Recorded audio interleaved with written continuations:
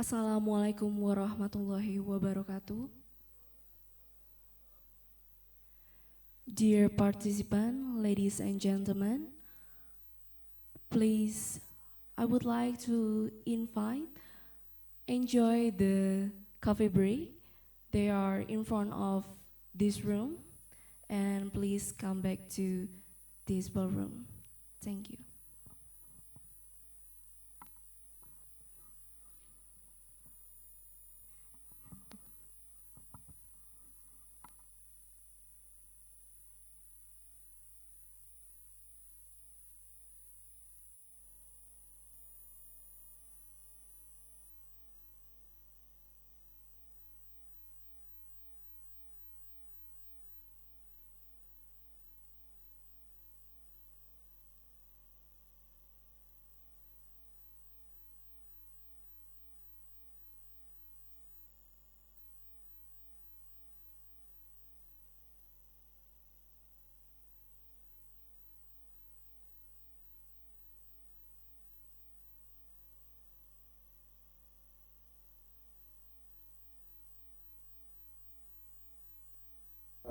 Oktober 1981.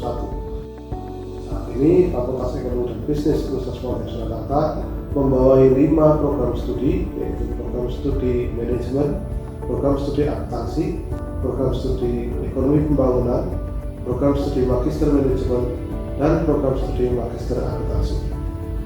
Fakultas Ekonomi dan Bisnis Universitas Muhammadiyah Surakarta berkomitmen untuk menghasilkan lulusan yang kompeten di bidang ekonomi dan bisnis, berdaya saing internasional berdasarkan nilai-nilai Islam. Assalamualaikum warahmatullahi wabarakatuh.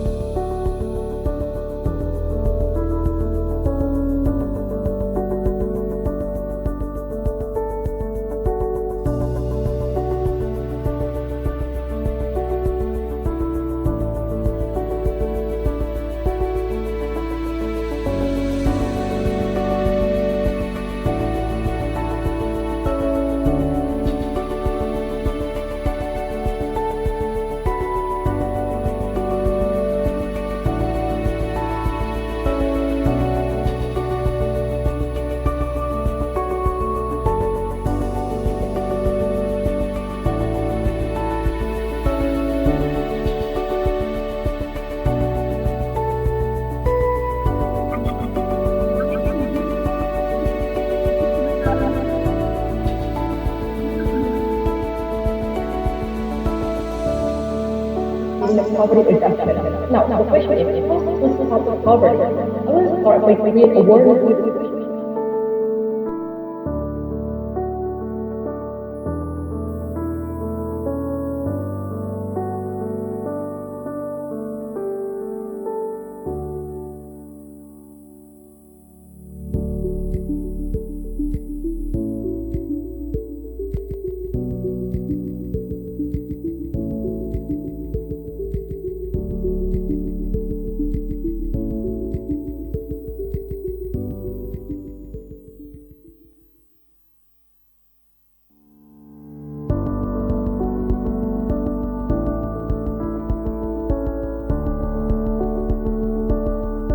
Assalamualaikum warahmatullahi wabarakatuh. Fakultas Ekonomi dan Bisnis Universitas Muhammadiyah Surakarta didirikan pada tanggal 24 Oktober 1981. Saat ini Fakultas Ekonomi dan Bisnis Universitas Muhammadiyah Surakarta membawahi 5 program studi, yaitu program studi manajemen, program studi akuntansi, program studi ekonomi pembangunan, program studi magister manajemen, dan program studi magister akuntansi. Fakultas Ekonomi dan Bisnis Universitas Muhammadiyah Surakarta berkomitmen untuk menghasilkan lulusan yang kompeten di bidang ekonomi dan bisnis, berdaya saing internasional berdasarkan nilai-nilai Islam. Assalamualaikum warahmatullahi wabarakatuh.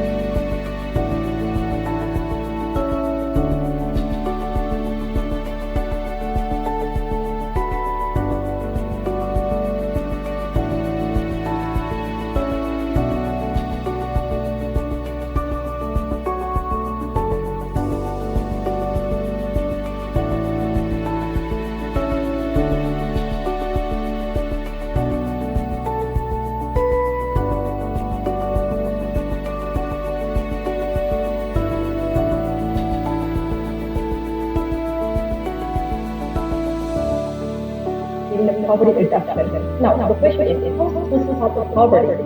I will start by creating awareness with the question.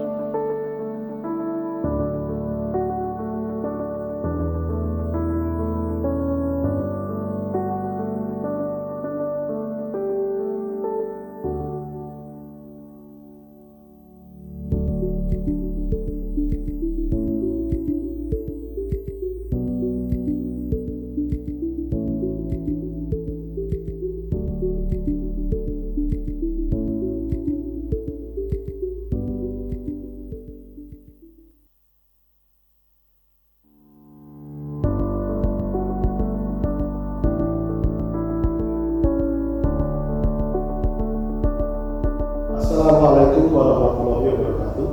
Fakultas Ekonomi dan Bisnis Universitas Muhammadiyah Surakarta didirikan pada tanggal 24 Oktober 1981. Saat ini Fakultas Ekonomi dan Bisnis Universitas Muhammadiyah Surakarta membawahi 5 program studi, yaitu program studi manajemen, program studi akuntansi, program studi ekonomi pembangunan, program studi magister manajemen, dan program studi magister akuntansi.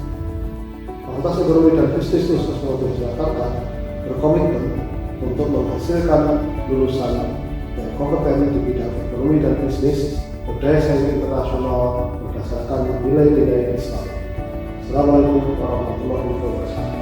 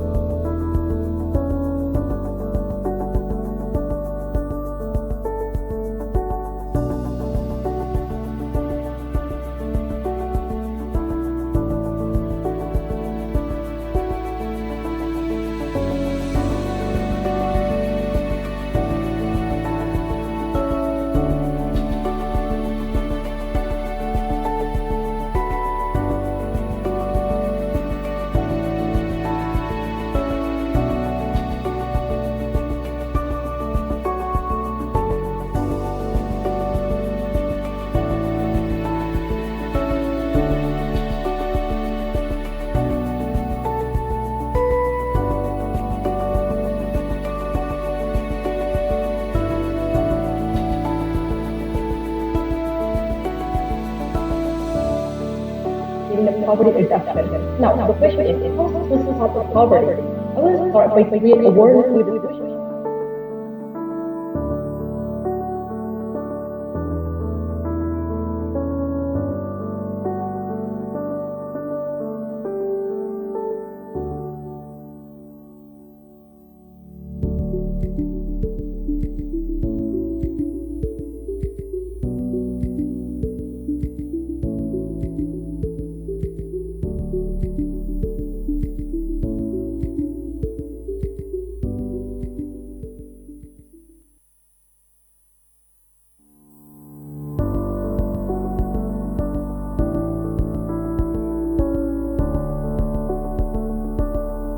Assalamualaikum warahmatullahi wabarakatuh.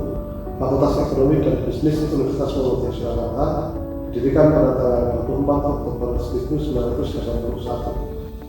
Saat ini Fakultas Ekonomi dan Bisnis Universitas Muhammadiyah Surakarta membawahi 5 program studi, yaitu program studi manajemen, program studi akuntansi, program studi ekonomi pembangunan, program studi magister manajemen, dan program studi magister akuntansi. Fakultas Ekonomi dan Bisnis Universitas Muhammadiyah Surakarta berkomitmen untuk menghasilkan lulusan yang kompeten di bidang ekonomi dan bisnis, berdaya saing internasional berdasarkan nilai-nilai Islam. Assalamualaikum warahmatullahi wabarakatuh.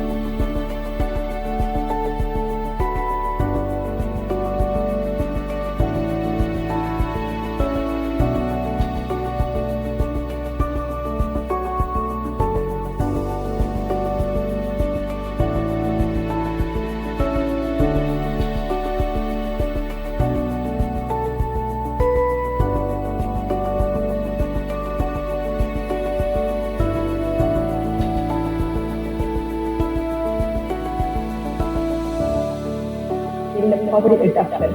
Now, the question is, how to stop poverty? I will start by creating awareness with the question.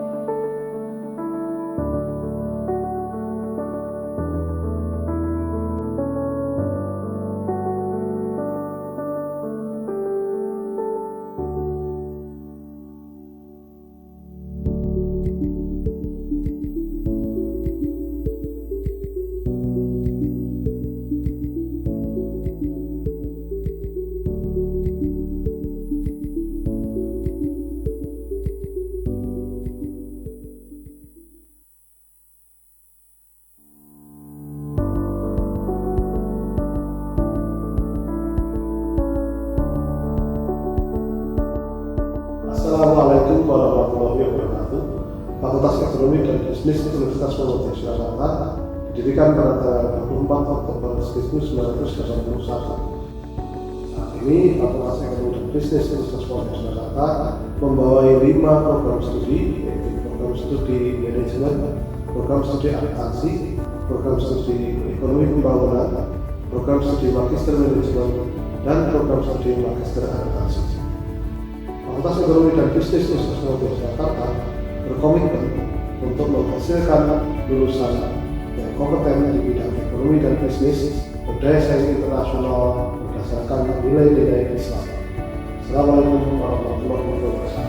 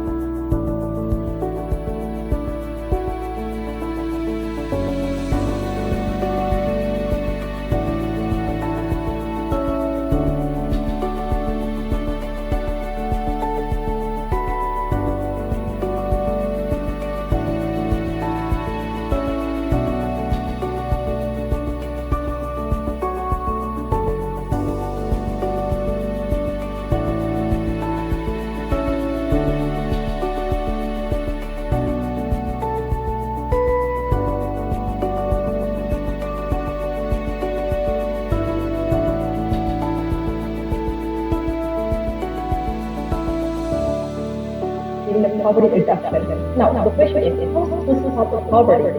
I will start by creating awareness with the question.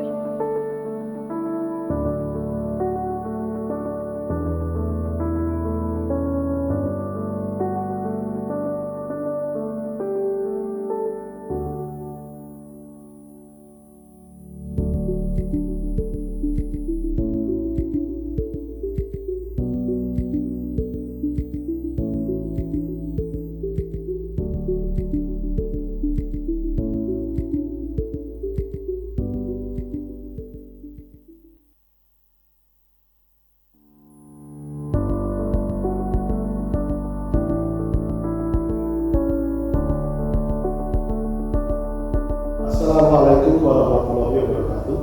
Fakultas Ekonomi dan Bisnis Universitas Muhammadiyah Surakarta didirikan pada tanggal 24 Oktober 1981. Saat ini Fakultas Ekonomi dan Bisnis Universitas Muhammadiyah Surakarta membawahi 5 program studi, yaitu program studi manajemen, program studi akuntansi, program studi ekonomi pembangunan, program studi magister manajemen, dan program studi magister akuntansi. Fakultas Ekonomi dan Bisnis Universitas Muhammadiyah Surakarta berkomitmen untuk menghasilkan lulusan yang kompeten di bidang ekonomi dan bisnis berdaya saing internasional berdasarkan nilai-nilai Islam. Assalamualaikum warahmatullahi wabarakatuh.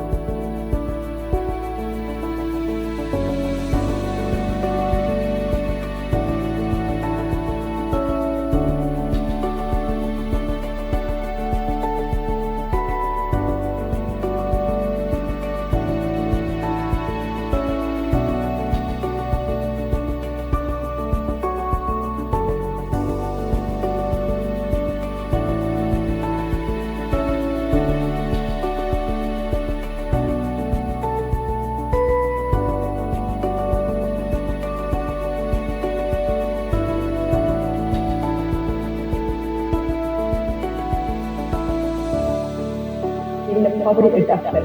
Now, the question is, how to stop poverty? I will start by creating awareness with the question.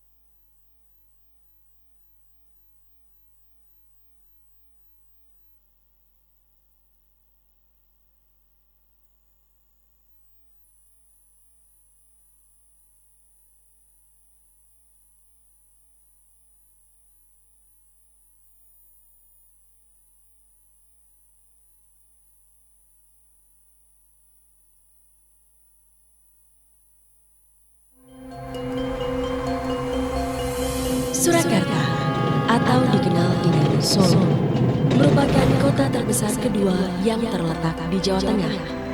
Dengan tagline The Spirit of Java, Solo menjadi kota yang sangat ramah dan penuh dengan budaya. Salah satu hal yang menjadi daya tarik masyarakat datang ke kota Solo adalah pendidikan.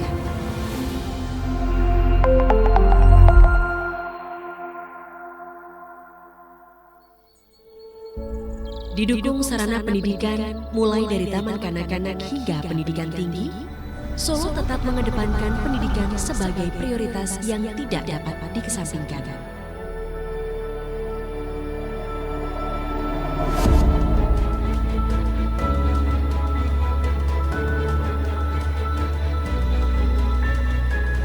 Universitas Muhammadiyah Surakarta sebagai Universitas Muhammadiyah ternama di Indonesia. Terletak di kota Solo, Universitas Muhammadiyah Surakarta telah mengabdikan diri dengan menyumbang sumber daya unggul kepada negara Republik Indonesia.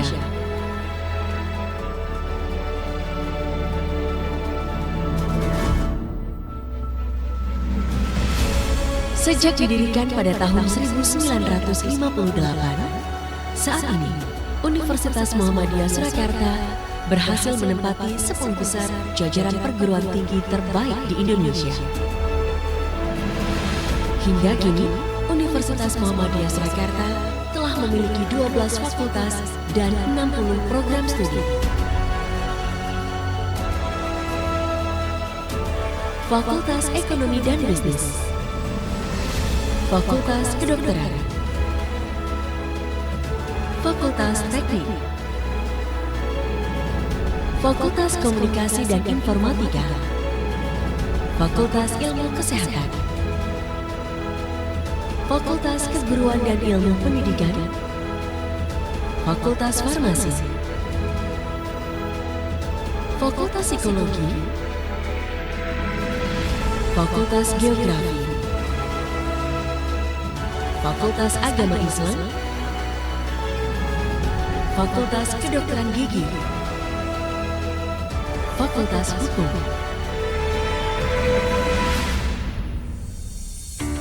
Selain program studi sarjana S1, Universitas Muhammadiyah Surakarta juga menyediakan program pasca sarjana S2 dan S3.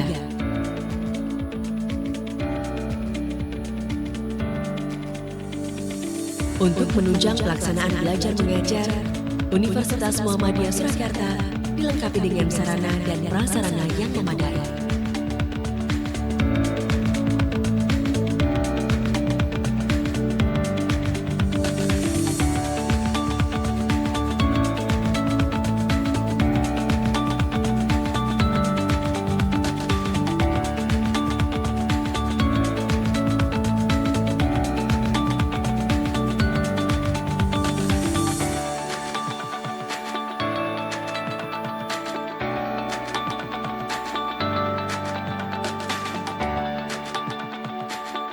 Universitas Muhammadiyah Surakarta, wacana keilmuan dan keislaman.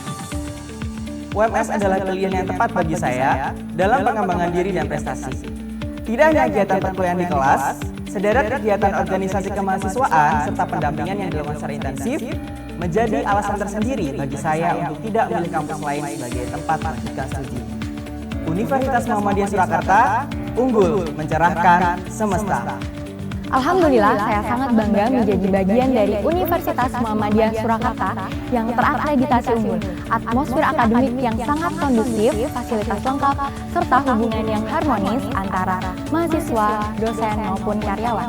UMS memberikan dukungan yang penuh kepada saya dalam mengembangkan prestasi saya. Assalamualaikum warahmatullahi wabarakatuh. Universitas Muhammadiyah Surakarta adalah salah satu kampus terbaik di Indonesia yang menyandang predikat sebagai kampus unggul.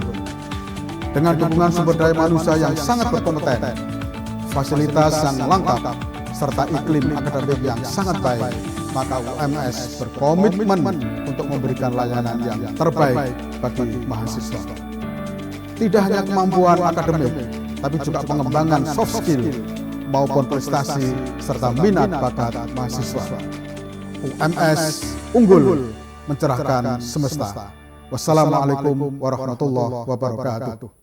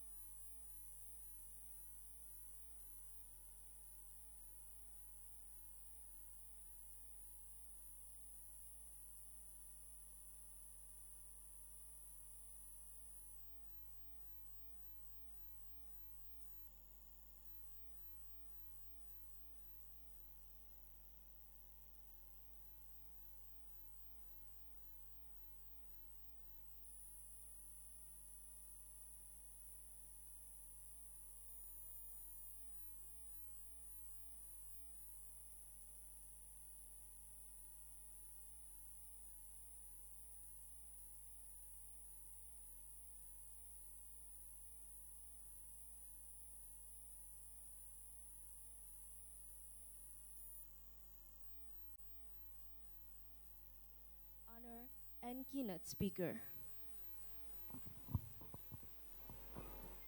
Ladies and gentlemen, greetings from Solo, Indonesia.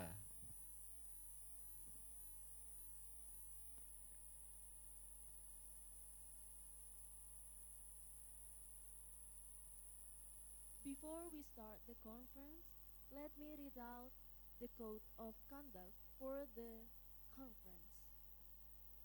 First, the conference is committed to ensuring a harassment-free experience for all participants, irrespective of gender, age, ethnicity, or... Second, harassment or offensive verbal comment from conference participant will not be tolerated in any form.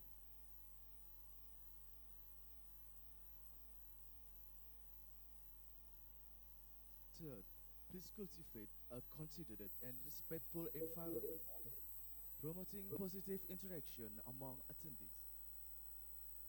Fourth, kindly ensure that your phone is silent or turned off during the conference.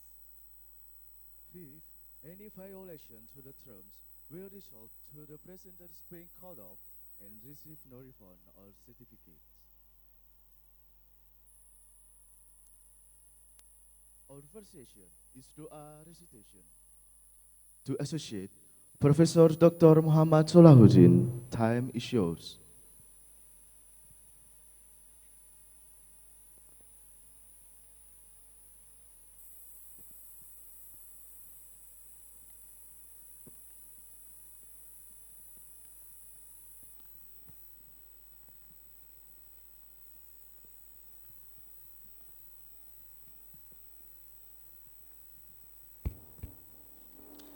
Assalamualaikum warahmatullahi wabarakatuh. Very good morning, everybody. Ladies and gentlemen, I will use Islamic prayers for those who are not Muslim. Please adjust accordingly. Bismillahirrahmanirrahim. Alhamdulillahirabbil alamin. Hamda yafi ni'amahu wa kafi mazidah. Ya Rabbana kal hamdu wa syukruka yanbaghi jalla wajhikal karim wa 'azimi sultanik. Allahumma shalli wa sallim wa barik ala Muhammad wa ala alihi wa sahbihi wa sallim. Oh Allah, we are truly grateful for you for showering your mercy upon us, allowing us to join this international conference ICOEBS 2023. Oh Allah, forgive us, our parents, our families, and everyone who has a right for favor upon us. O Allah, purify our hearts from all distress and ease our matters in every path. O Allah, indeed I ask of you for beneficial knowledge, good and halal sustenance, and accepted deeds. O Allah, we beseech you to grant us safely in our struggle for your religion, both in this world and the hereafter. Bestow upon us a healthy body, increasing knowledge and sustenance that brings blessings. Accept our repentance before death approaches us. Shower us with mercy when we are in the grasp of death. Forgive us after death has taken us. Protect us from the flames of hellfire. Pardon us during our reckoning, all out of your love.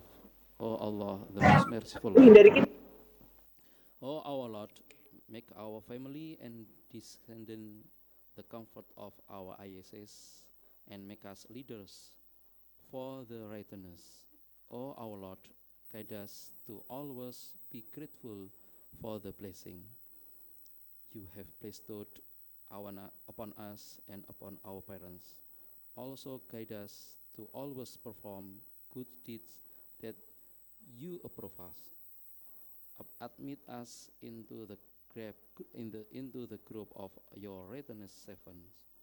O our Lord, do not punish us if we forget or make a mistake. Do not lay upon us a burden as you did on those before us. Do not impose upon us a burden we cannot bear. Forgive us and have mercy on us. You are our helper. You assist us in overcoming those who deny you. O Allah, make this gathering and ours a merciful one, and our parting thereafter a protected one. Do not leave among us those who are unfortunate or deprived. Grant us, O our Lord, repentance and guidance before death, peace and tranquility at the moment of death, and honor, forgiveness, and bliss after death. O Allah, honor us and do not humiliate us. Grant us and do not deprive us. Increase us and do not decrease us.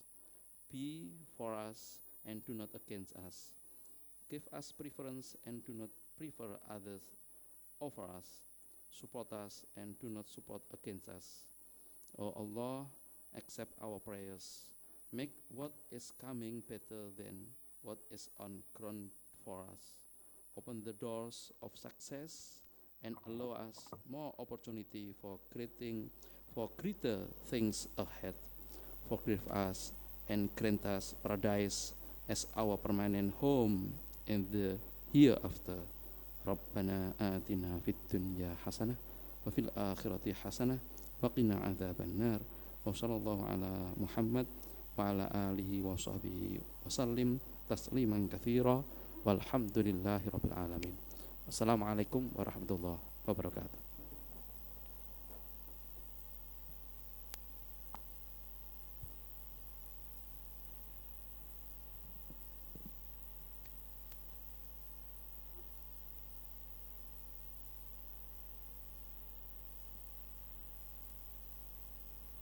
Thank you, Associate Professor Dr. Muhammad Sulahuddin. Honorable guests, ladies and gentlemen, the next session is the Holy Quran recitation that will be delivered by Mr. Fauzan. To Mr. Fauzan, time is yours.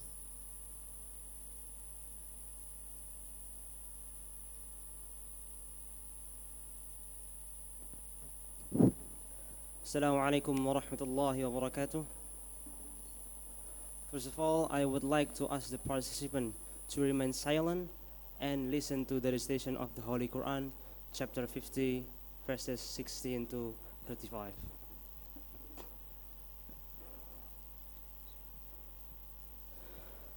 أعوذ بالله من الشيطان الرجيم.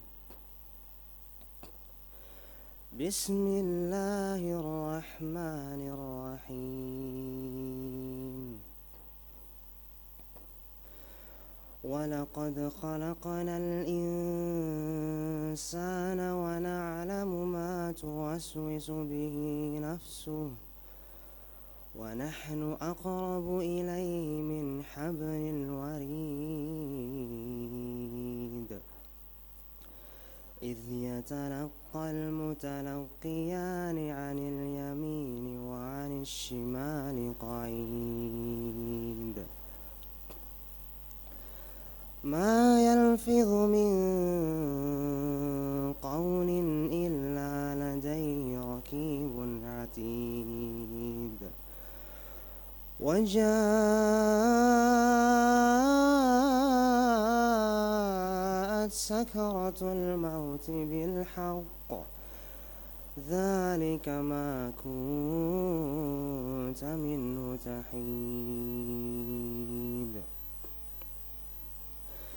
ونفخ في الصور ذلك يوم الوعيد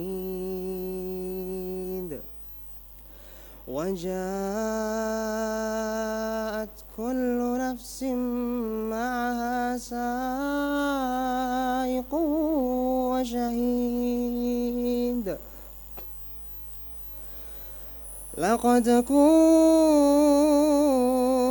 في غفلة من هذا فكشفنا عنك غطاءك فبصرك اليوم حديد وقال قرينه هذا ما لدي عتيد ألقيا في جهنم كل كفار عنيد مناع للخير معتد مريب الذي جعل مع الله إلها آخر فألقياه في العذاب الشديد قال قرينه ربنا ما أطغيته ولكن كان في ضلال بعيد قال لا تختصموا لدي وقد قدمت إليكم بالوعيد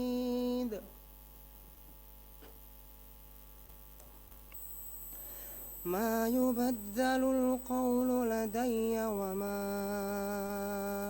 أنا بظلام للعبيد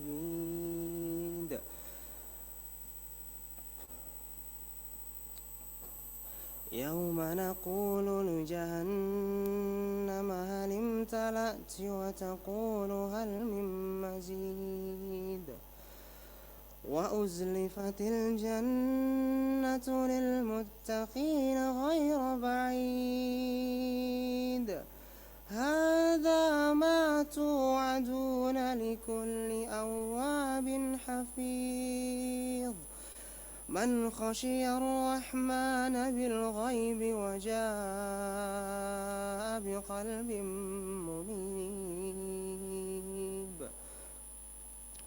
ادخلوها بسلام ذلك يوم الخلود لهم ما يشاءون فيها ولدينا مزيد صدق الله العظيم شكرا والسلام عليكم ورحمة الله وبركاته.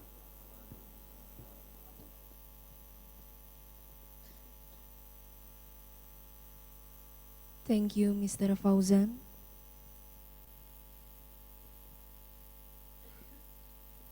Participants, the next agenda is singing National Anthem of Indonesia.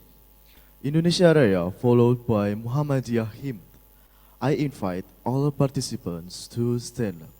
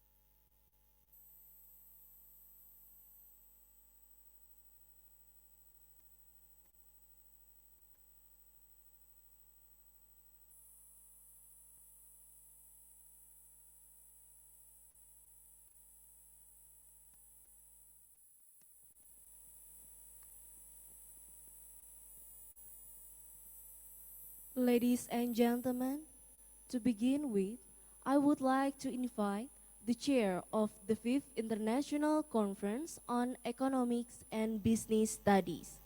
Please welcome Ibu Indah Fresti Puspitasari.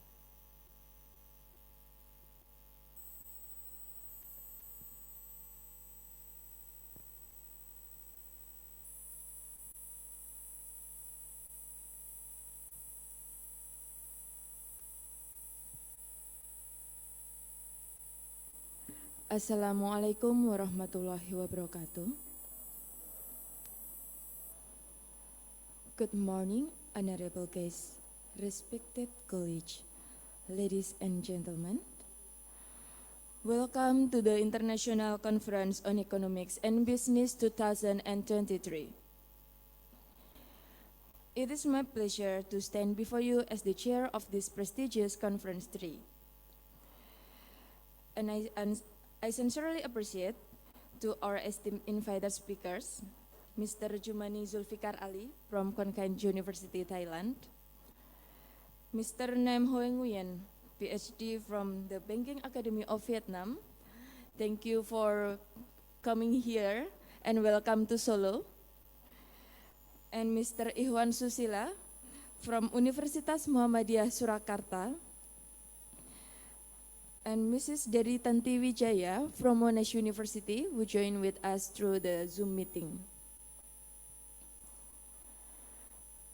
I also would like to express our gratitude to Professor Dr. Anton Agustiawan as the Dean of the Faculty of Economics and Business, Universitas Muhammadiyah Surakarta, and other advisory boards who provided this conference with valuable advice.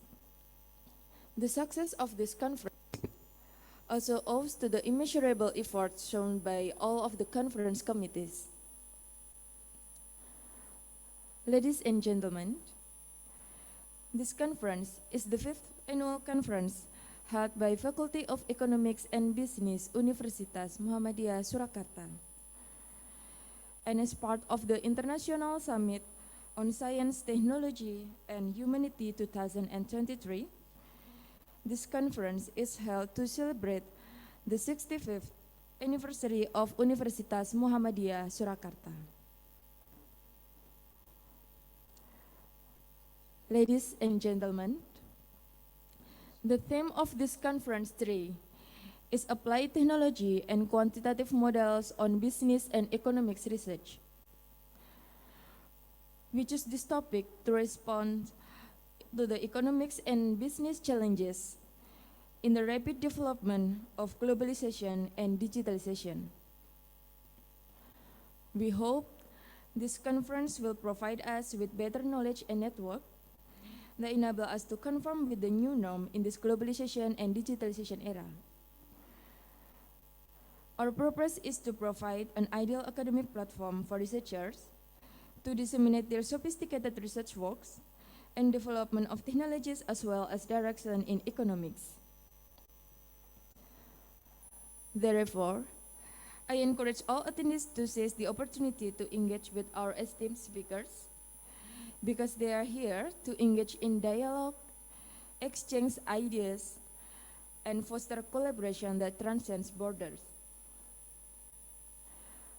Last but not least, I would like to present our special thanks to the authors and participants, as without you all, this conference would be impossible to be successfully held.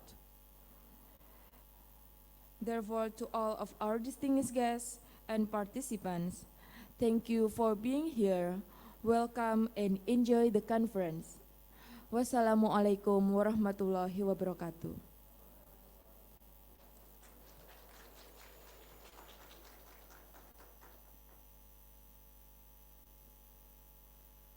Thank you, Ibu Indah Fresti Puspitasari.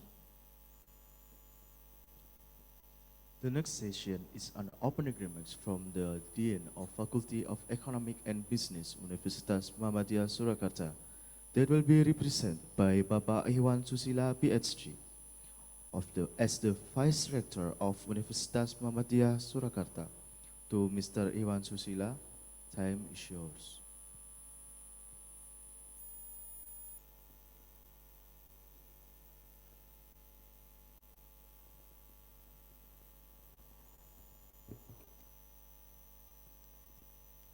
Assalamualaikum warahmatullahi wabarakatuh. Good morning, ladies and gentlemen. On behalf of the Rector and also the Dean of Faculty Economic and Business, we would like to extend gratitude, also welcome to this conference. We would like to say that we will very happy that all the participants already here, and some of them they participate in the Zoom meeting. So this is going to be a great seminar, great conference, because we already in the 9th seminar, annual seminar from the ISETH, International Summit on Economic Technology and Humanity. So this ICOEBS part of this ISETH conference. So we would like to share any idea, and also in some of the what we call it, the economic and management as well. So again, as on behalf of the Rector of University of Muhammadiyah Surakarta, we would like to thank you, and also distinguished speaker from Vietnam, Thailand, and also from Monash University. Again, we appreciate for your valuable contribution on this seminar. So by saying Basmalah, we would like to open this seminar. Bismillahirrahmanirrahim. Assalamualaikum warahmatullahi wabarakatuh.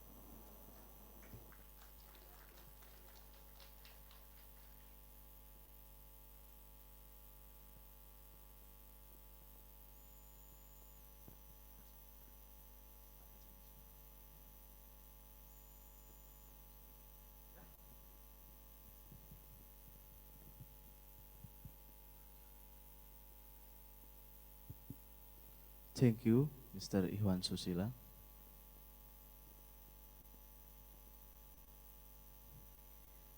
To the participant who didn't have a coffee break yet, please have a coffee break yet in front of our ballroom, and then we will read out the conduct of the conference.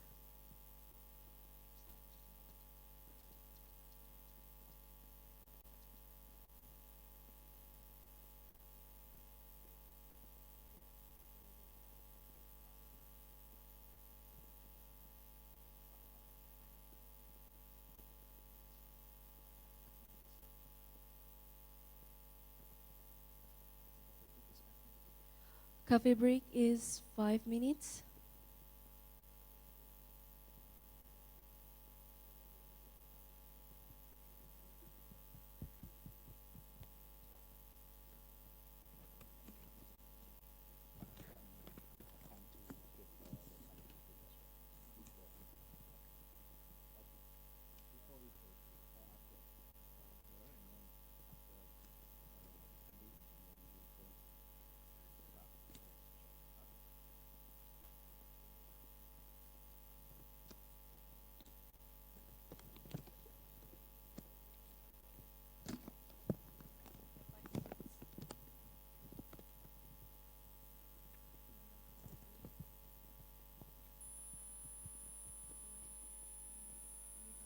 The coffee break is 5 minutes, but let me read the code of conduct for the conference. First, the conference is committed to ensuring harassment-free experience for all participants, irrespective of gender, age, ethnicity, or disability. 2. Harassment or offensive verbal comments from conference participants will not be tolerated in any form. Third, please cultivate a considerate and respectful environment, promoting positive interaction among attendees. Fourth, kindly ensure that your phone is silenced or turned off during the conference. Fifth, any violation to the terms will result to the presenters being called off and receive no refund or certificates. Business Universitas Muhammadiyah Surakarta. To Professor Dr. Anton Agustiawan, time is yours.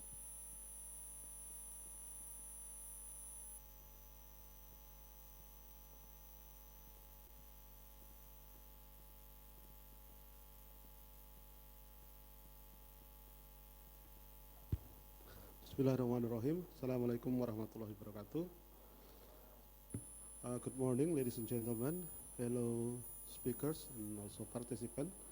At first, I welcome you to the International Conference on Economic and Business in 2023. This is our annual conference, which I think it's an important event for all of us, scholars and researchers. But first, I would like to give a great appreciation for the speakers, actually, and all the conference committee. And I think they are working very hard to make this event happen. ICOEBS, as you see, that we are developed from when I first this conference, I think it's 5 years ago, from just a small conference which involved our local researchers into now we are growing into an international event. We involving many researchers from, for example, in the 4 countries that involved in this conference. And this is an important event because as the researchers, as you see that the good research is that research that have been published, so that among scholars we could communicate our results of our research, our study, and we could exchange knowledge and perhaps research method, so that when you are perhaps sending your developing paper, actually not final paper, you could have a lot of reviews, a lot of comments from either reviewers or perhaps your fellow speakers. This is an important thing because as you see that when you are writing a developing papers, it means that you need to develop the papers itself. So finally, when you try to publish it into an academic scientific journals, then you will get a lot of citation.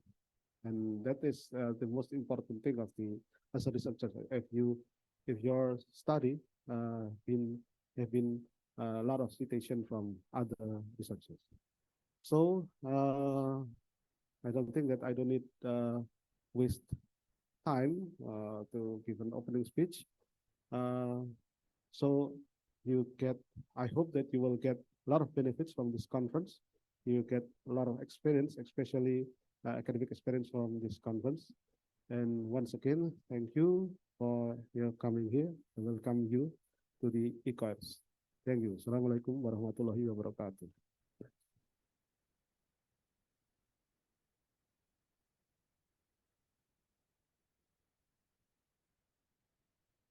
Thank you, Professor Dr. Anton Agustiawan. Participants, ladies and gentlemen, now we are moving to the main agenda. In this plenary session, we have 4 speakers. Our first speaker is Mr. Jumani Zulfikar Ali, BIT, MBA, PhD from Khon Kaen University, Thailand. Our second speaker is Mr. Nam Hoang Nguyen, PhD from Banking Academy of Vietnam. Our third speaker is Bapak Ihwan Susila, SAMC PhD from Universitas Muhammadiyah Surakarta. And our fourth speaker is Mrs. Dery Tantri Wijaya, PhD from Monash University. Ladies and gentlemen, I would like to invite Professor Dr. Anton Agustiawan as moderator for the plenary session.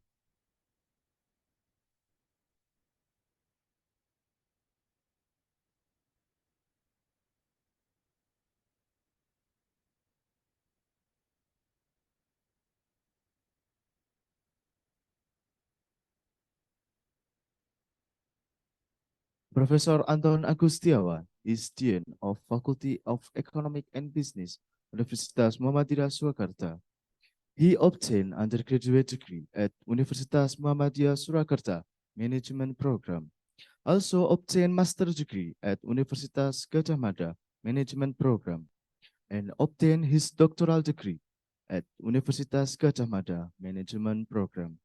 And his research field are marketing management and strategy. To Professor Dr. Anton Agustiawan, time is yours.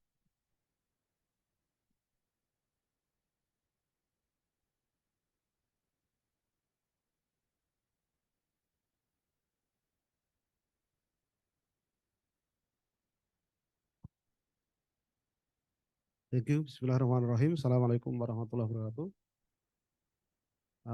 Well, today we're going to discuss important issues from our speakers that they have different backgrounds, and I think it will enrich those theme about the applied technology and quantitative models on business and economic research. This is our main theme from the conference committee. First, I would like to introduce you to our first speaker, Mr. Nam Huai Nguyen, PhD. He is the Vice Dean of Faculty of Business Administration, Banking Academy of Vietnam, and his undergraduate degrees from Hanoi National Economic University, and then master's degree from Banking Academy of Vietnam in 2007, and he earned his PhD from Macquarie University, Australia in 2016. His research field is in finance and banking. And our second speaker is Dery Tanti Wijaya, PhD. He is Associate Professor of Data Science Program, Monash University, Indonesia. He graduated from School of Computing, National University of Singapore in 2004, and then School of Computing, National University of Singapore, her master's degree in 2008, and then she earned her PhD from School of Computer Science, Carnegie Mellon University Language Technology Institute in 2016. And her research field is in artificial intelligence and machine learning. I think this issues is now has become important in our in the business actually. Then the third speaker is Mr. Jumani Zulfikar Ali, PIT MBA PhD. He is a lecturer from KKBS Faculty of Accountancy and Management, Khon Kaen University, Thailand. He earned his bachelor in information technology from Shah Abdul Latif University, and then he earned his master in marketing in Shah Abdul Latif University, Khairpur, and his PhD has been earned from Prince of Songkla University, Hatiai Campus in 2020. His research field, I think, is also important, and perhaps one of you who send your papers related with this research field is in marketing, in halal food, and also purchase intention. The halal food issue is, I think, in Indonesia has also been developed in the recent years. And finally, our fourth speaker is Mr. Ihwan Susila, SAMSE PhD, Associate Professor in Management. But actually, perhaps we could wait a month from now. He will be a full professor in management.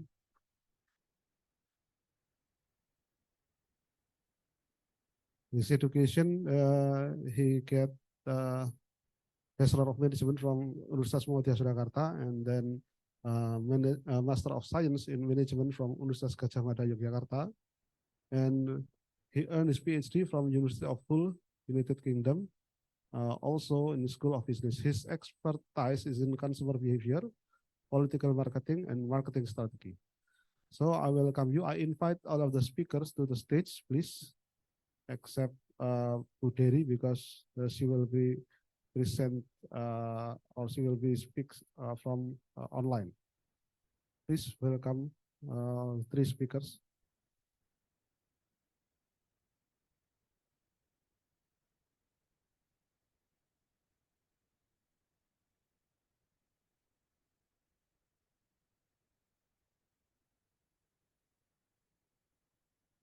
Oh, please sit. Yeah. Okay, I will ask the committee first. Uh, how much time do I have? Hello, speaker. The committee. Waktunya berapa? Hah? 35 menit. Oh, 30. Oh, very short. For each speaker. Oh, okay. I think 35 minutes for all speakers. I will give the first to Mr. Nam Huai Nguyen, PhD. Well, you have 35 minutes, Dr. Nam. Oh, I see. Oh, I'm sorry. Oh, because there's a different. Yeah. Okay. I will give the first chance to Dr. Jumani Zulfikar Ali. As you see that you also have only 35 minutes. I hope it's enough. Okay, please start the presentation.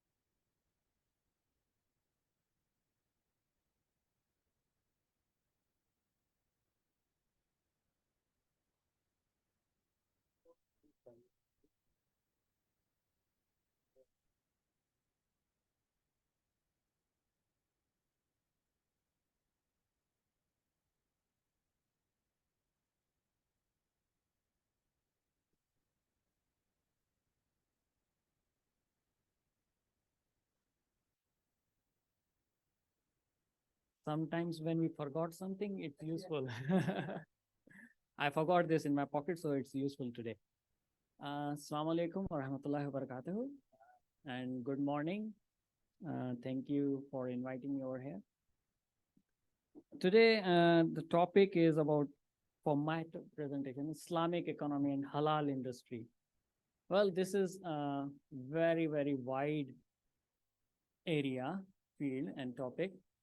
So I will just go through to give you some highlights, what's happening in the world. And in the last, I will present my research paper, which is somehow close to Indonesian sample. So let's see. These are the presentation aspects. We will go through these points. If you have any questions, you can ask me at the last. And you can note down if you have any questions. There will be new things maybe you see around.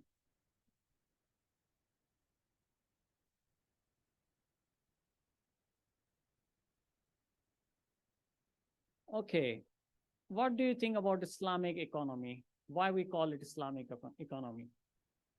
We call Islamic economy. Can you change slide for me, please? It's not working. Okay, you see this figure, it's a chart. It shows how a normal economy become Islamic economy.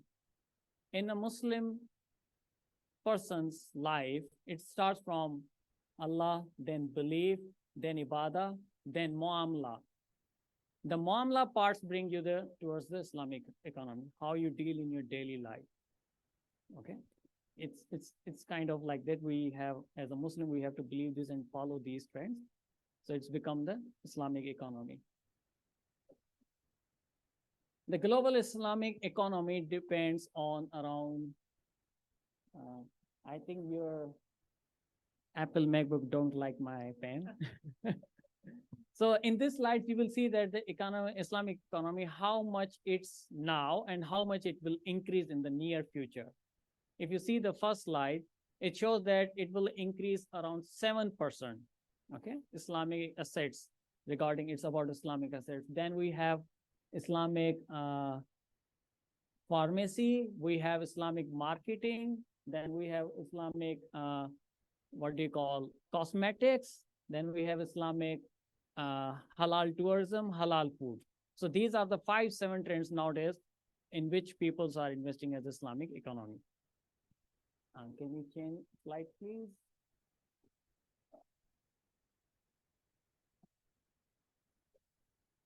Okay.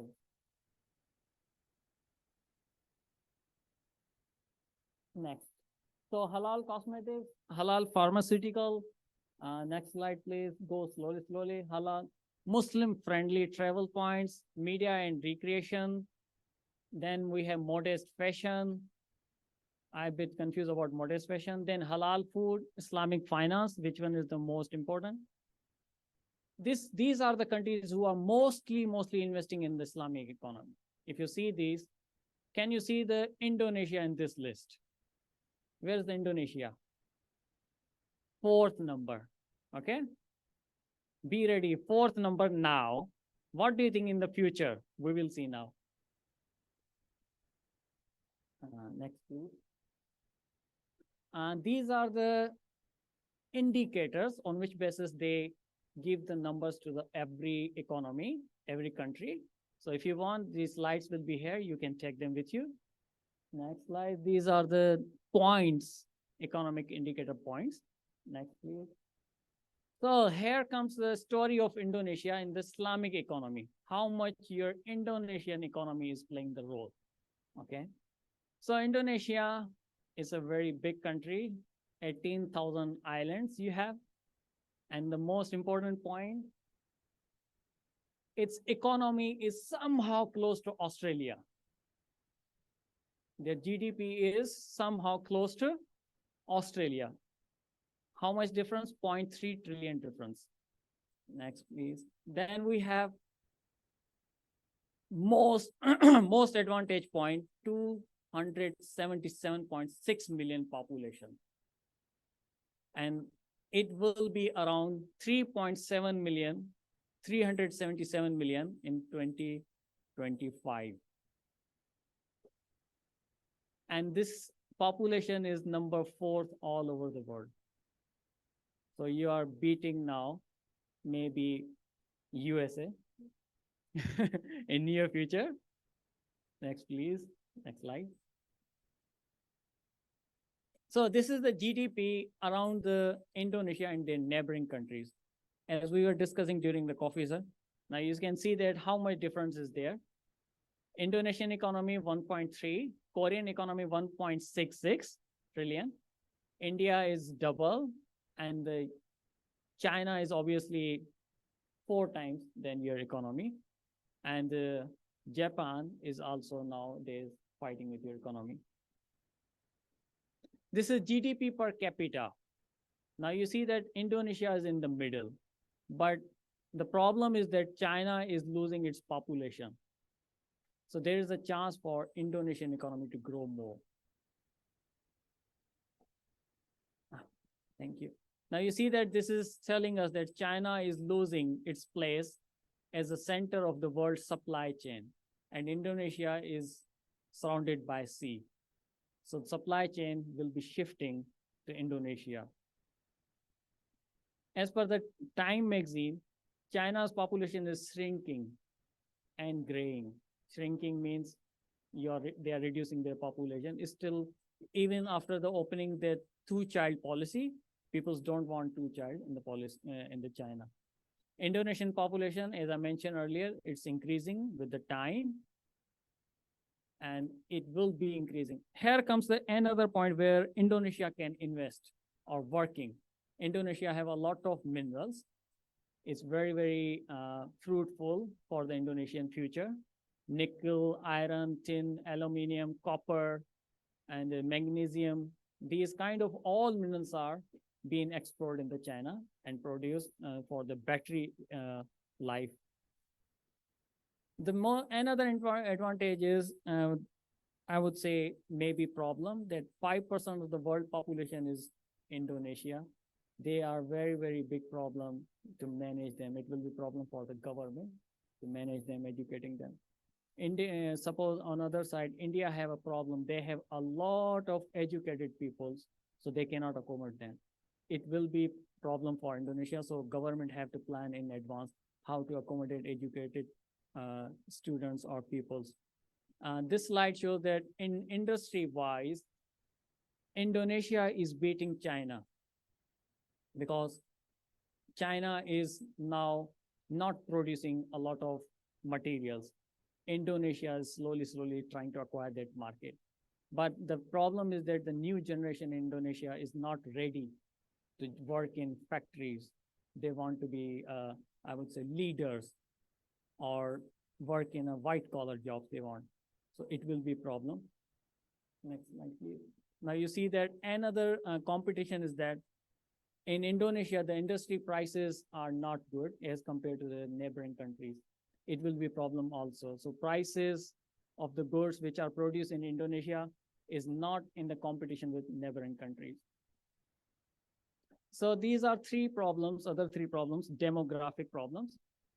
I mean, there are a lot of, mashallah, population in Indonesia. Then other is reaching to the islands, reach to islands. I went through different research and the news that there are many islands in Indonesia, those who do not have proper link or internet connections to do communication with other mainlands. And there is somehow some political instability. It's also somehow a problem. And this is the image which shows that the difference between the developed and not developed Indonesia. So it is maybe because of, as I said already, reaching the communication gap between the Indonesian cities from main island of the like Jakarta or what do you call that, this main island? Java Island. So there's a difference between a gap.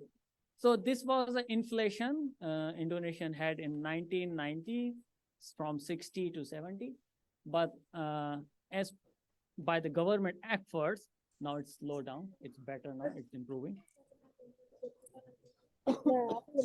So these are the plus point and growth of the Indonesia, 1.2 trillion, and GDP per capita, fourth largest population you have.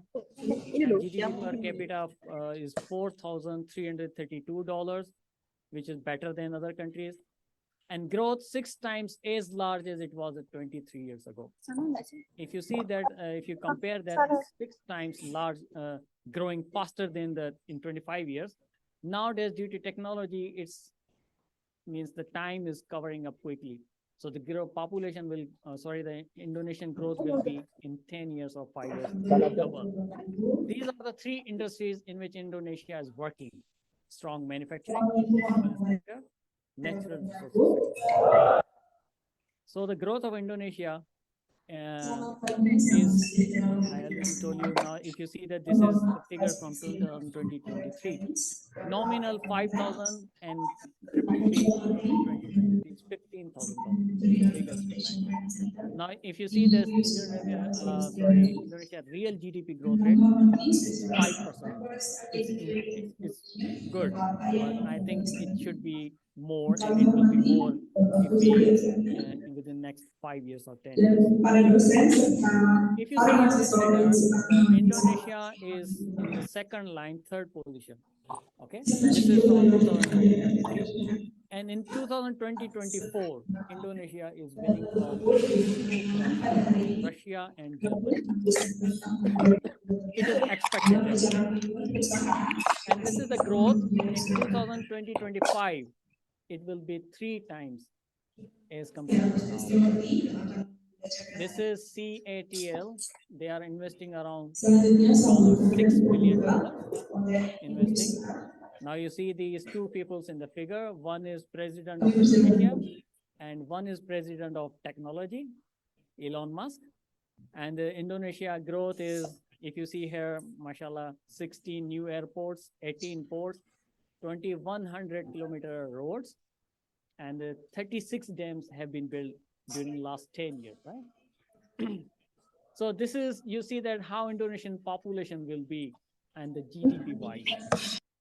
If you see a small video is running that by 2050, Indonesia will be the 4th largest economy in the world. So these are the questions on the basis of these research. Does Indonesia have effective enough economic management to make it into the global middle class? So this is the problem for the middle class to maintain their life, their achievement. Second question, could the country to become a viable alternative to China for major global industries? Third, would the current superpower in the region even let this happen? You know, other countries, they influence, they do not let other country grow. This is also a problem. Okay, after all this, when I saw the achievements of Indonesia, I wanted to know more deep. So we conducted research, me and my other friend, colleague.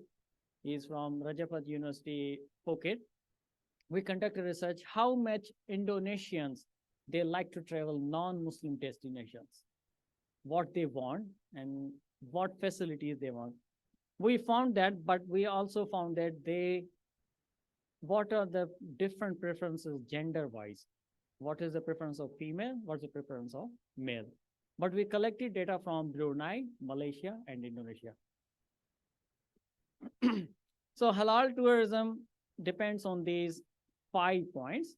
Islamic tourism is like solidarity, civilized, religious, ethical travel, sometimes family trip. So halal tourism is referred as the tourism which is somehow related to their religion. We call it in other words segmented tourism. Okay, how Muslims are traveling means if Muslim want to travel, he should have some facilities which are related to their religion or which is not restricted or go against their religions. We call it halal tourism. Next. This is the overview from the different research. Halal tourism, halal extends beyond the food. It's not only the food. Halal means not only the food, it's also different aspects. Services must be halal. The persons or place should be like related to their religion. Islamic influences daily decisions. You know that halal means we must live according to our so-called the rules and regulations of our religion. Then we have other halal tourism defined by different scholars, that the tourism which in the law follow the Sharia law. If you want to travel, you can travel, but must be in the circle of Sharia law.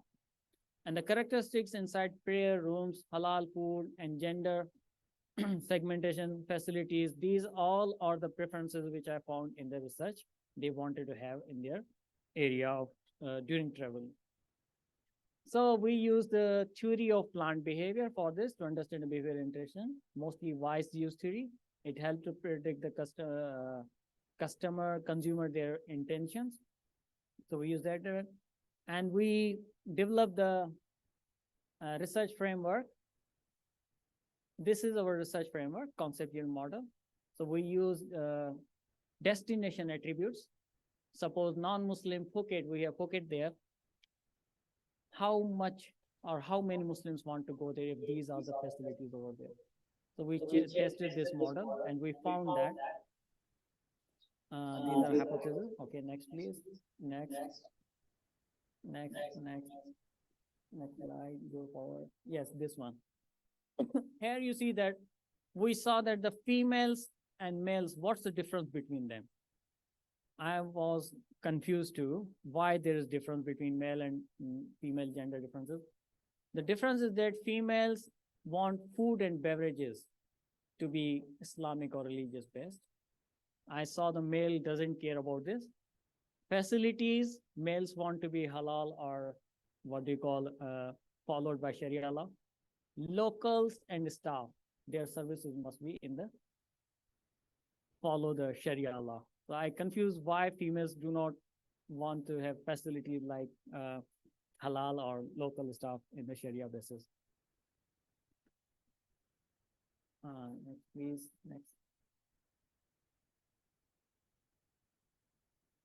Next. Okay, so I leave here 3 questions with you. Is whoosh a part of halal tourism in Indonesia? If so, does Whoosh play a role in promoting Indonesian halal tourism?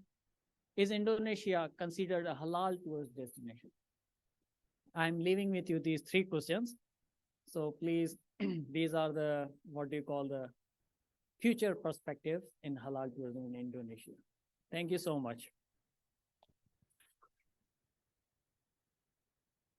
Okay, thank you, Dr. Ali, for the presentation. And well, Dr. Ali has left us with three questions, and I think you all need to respond to the question, because I think it's also an idea for us to perhaps conduct a research in halal industry.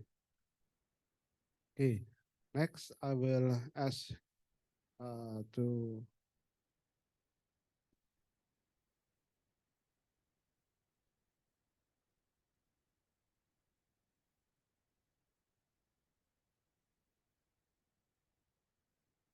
next I will ask Dr.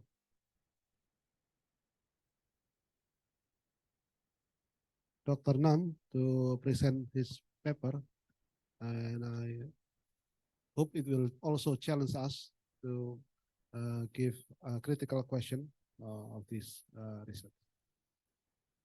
Please, Dr. Nam, the time is yours.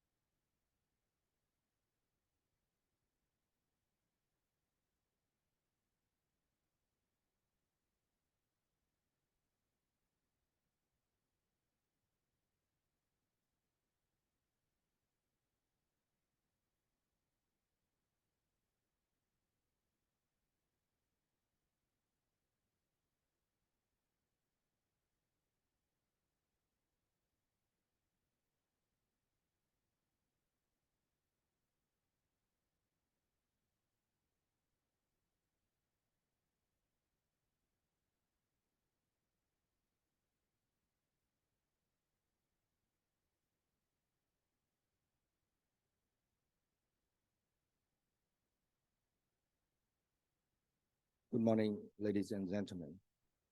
My name is Nam. I'm from Banking Academy of Vietnam. So first of all, it's my honor to be here today to attend the conference organized by Surakarta University in Solo.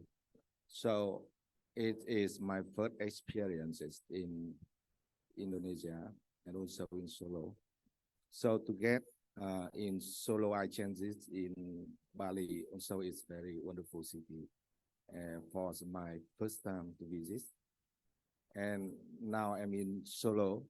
So this city bring to me very special emotions.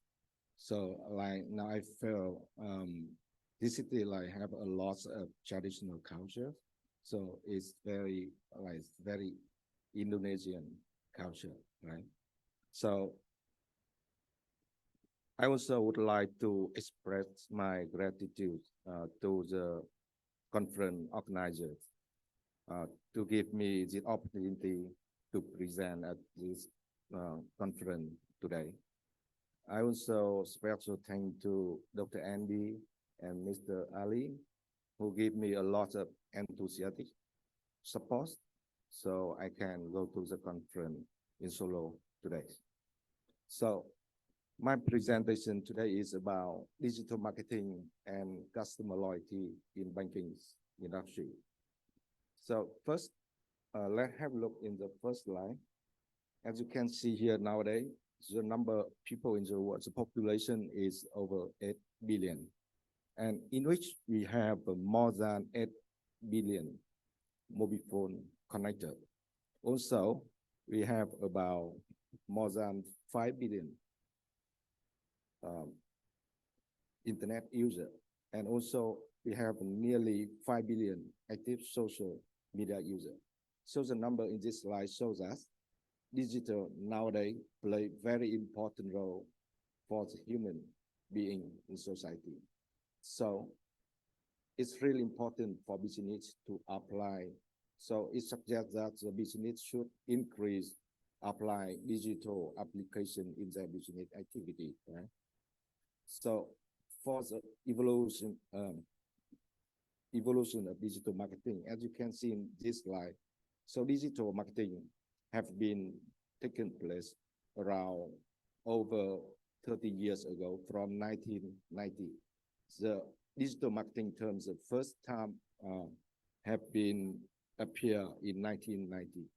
And after that, digital application was continuously appearing, such as we can know the Yahoo, Facebook, and recently we can see the TikTok. I don't know, the TikTok is popular in Indonesia, but in Vietnam, in my countries, TikTok nowadays it's become very popular way to communicate with customer.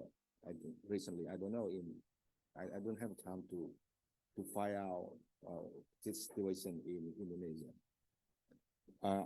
And currently, it is the development of AI chatbot. As we know, in 2023, we see GPT. It's one of the outstanding developments that can change the communication and marketing methods of businesses. So, and we can see from this slide for evolution of the digital marketing, we can see the strong development of digital marketing, and it suggests that business in general and banks cannot stop digital marketing in their activity, right? So it's really important nowadays. So recognizing the important role of digital marketing, so my topic today would be digital marketing and customer loyalty in the banking industry. So which is focused on 4 sections. The first one is digital marketing in the banking industries, and the benefit and challenges of digital marketing in the banking industries, and factors affecting customer loyalty in digital context. And finally, I will talk or discuss about the future research in digital marketing in banking sector. So firstly, digital marketing is applications of modern digital technology integrated with traditional marketing strategies in order to achieve the marketing objective. So you can simply understand the definition of digital marketing. It's just like the combination of marketing and technology. So basically, it's still marketing, but in the online environment. So it's digital marketing. So for digital marketing, it has, we can call 5 Ds or 5 characteristics of digital marketing. First thing, when we talk about digital marketing, it means digital device. So as you can see here, this digital device is like laptop, desktop, smartphone, tablet, smart TV, and so on. And also, when we talk about digital marketing, it means that digital platform. And you can see the platform like social media or search engine or website and so on. And the next one would be digital media, like online ads, social media marketing. And the next one would be digital data, or the last one is digital technology. So when you see the diversity of the characteristic of digital marketing, so you can understand that when business want to apply digital marketing, you have to consider all the things here, all the characteristics, so they can run the strategy for the comprehensively strategy for the, you can see the variety of digital marketing. Also, when you conduct the research regarding the digital marketing, you also can conduct the research regarding for each of this characteristic. For example, to conduct the research regarding the digital viability of the platform and so on. So, in bank, as we know, nowadays bank apply many digital marketing strategies, as we can see in this slide. So, for example, bank doing online relationship marketing, social marketing, social media marketing, email marketing, mobile marketing, and so on. So, we can see that in banking, digital marketing bring many benefits, also bring many challenges for the banking. For benefit, we can see is when apply digital marketing, so the bank can reach mass and the wide range of customers. Also can interact with customer quickly and sufficiently. Also increase brand awareness, brand value, and so on. So besides that, besides many benefits, digital marketing also bring many challenges for the bank in particular and for the organizer in general. For example, the security of customer financial information also is one of the challenges of the bank because when making the transaction via the internet, customer may be at risk of having their personal information stolen, right? And another thing is maybe when apply digital marketing, we may lose emotional connection with the customer because in online transaction, online digital marketing, so the people or the customer mainly interact with the merchant. So maybe we don't have emotional in the transaction with the bank, right? So it's also it's challenging. Another thing is how to balance traditional and digital channel, because why digital channel are prominent, so become very popular.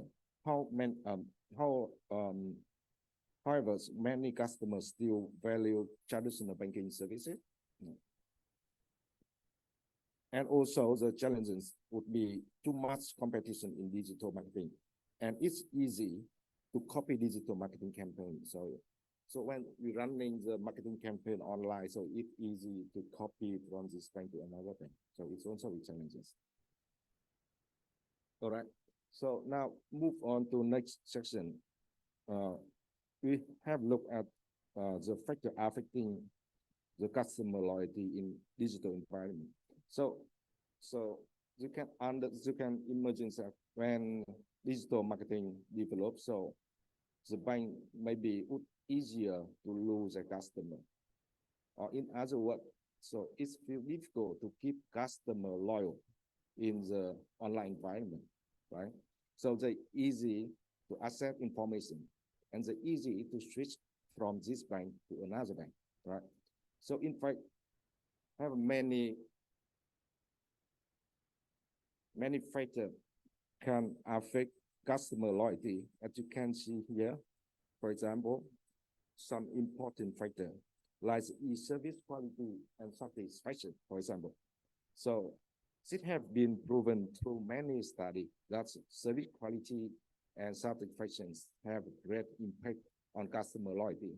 Also, marketing communication also have big impact on customer loyalty. For example, communication messages, communication to communication information.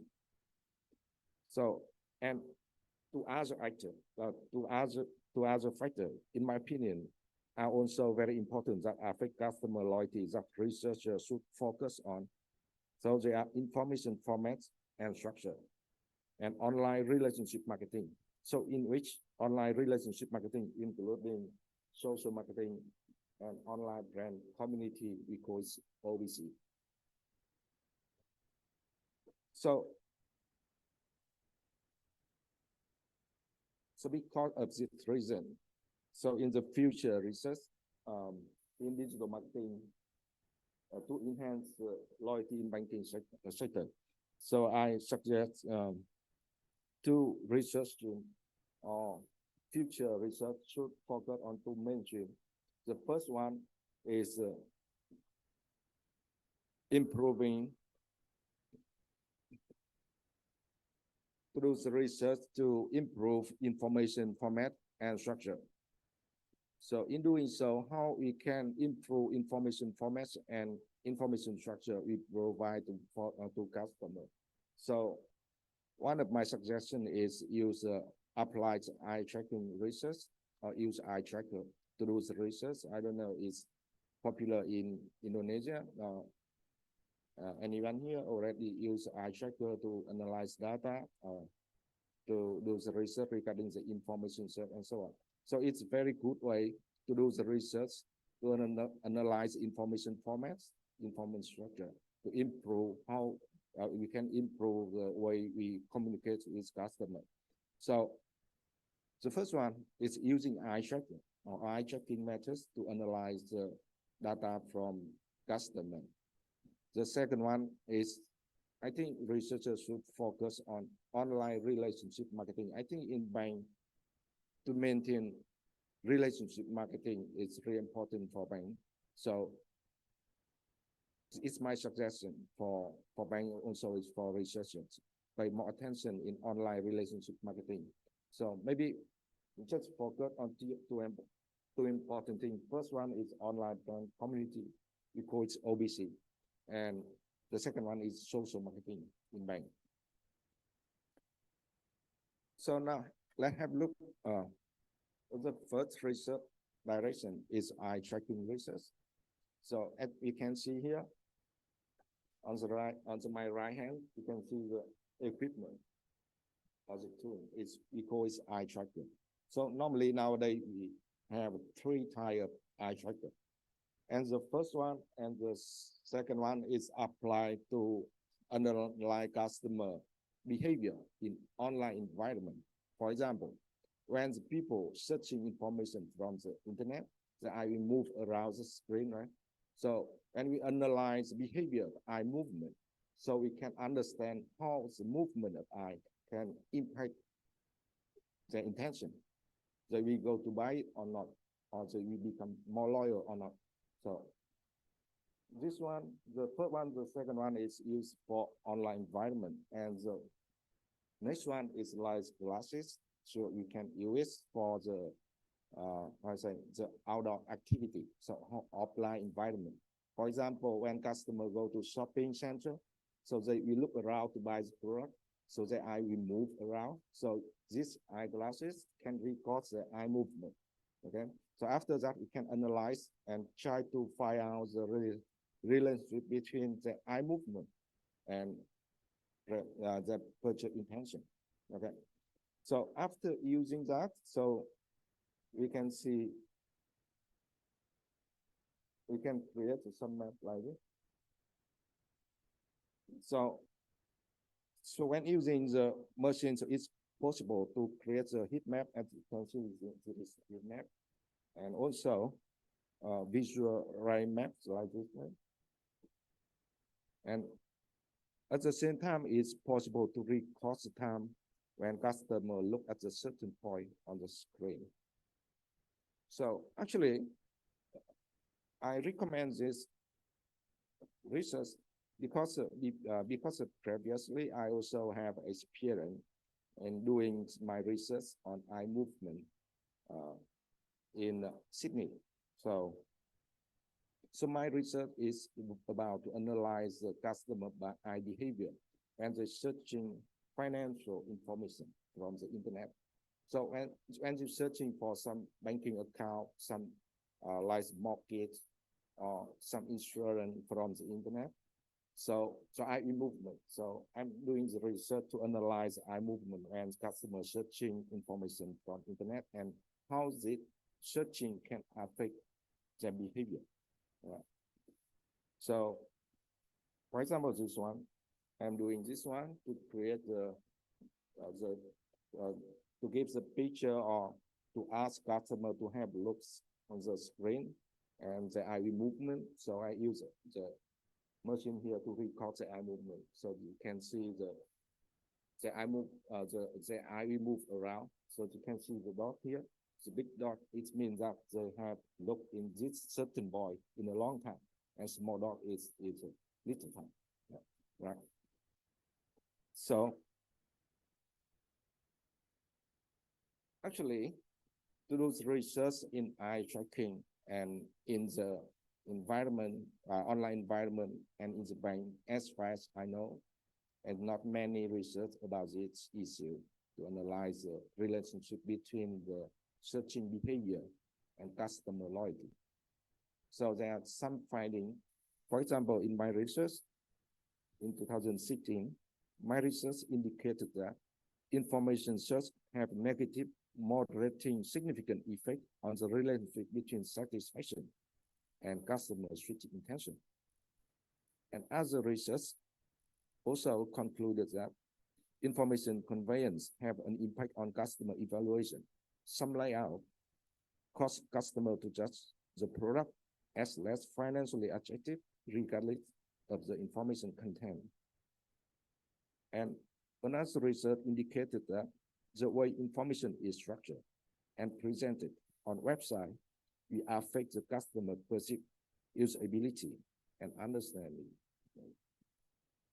So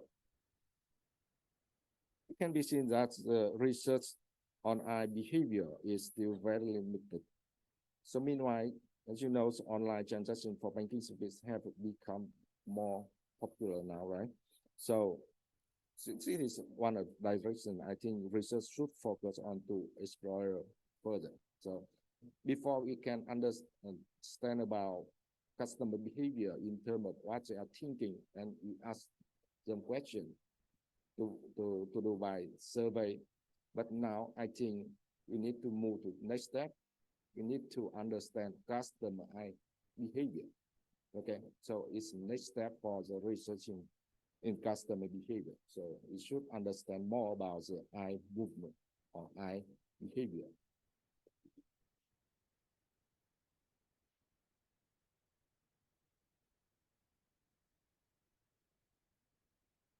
So for the further research using the eye tracking in particular, the first one I would suggest, so research try to do the research to build a measurement to evaluate the quality of customer information search. As far as I know, so far we don't have any scale to measure the quality of information search. So it's my suggestion is first one. Actually, I'm also doing some research to create the scale or measurement to evaluate the searching quality, but now still in progress because we need to conduct a lot of qualitative research. So I think it's really important scale in research regarding the information search. If someone here interested in doing research, the similar thing. The second, I think the second direction would be about the information provided to customer. I mean, so nowadays the amount of information provided to customer is still increasing, right? Bank and organization also usually give a lot of information for customer. So therefore, usually customer will be overloaded by information. So the future research also should aim to study the impact of information overload on customer behavior. So when they have more or they have too much information, how it can affect their behavior.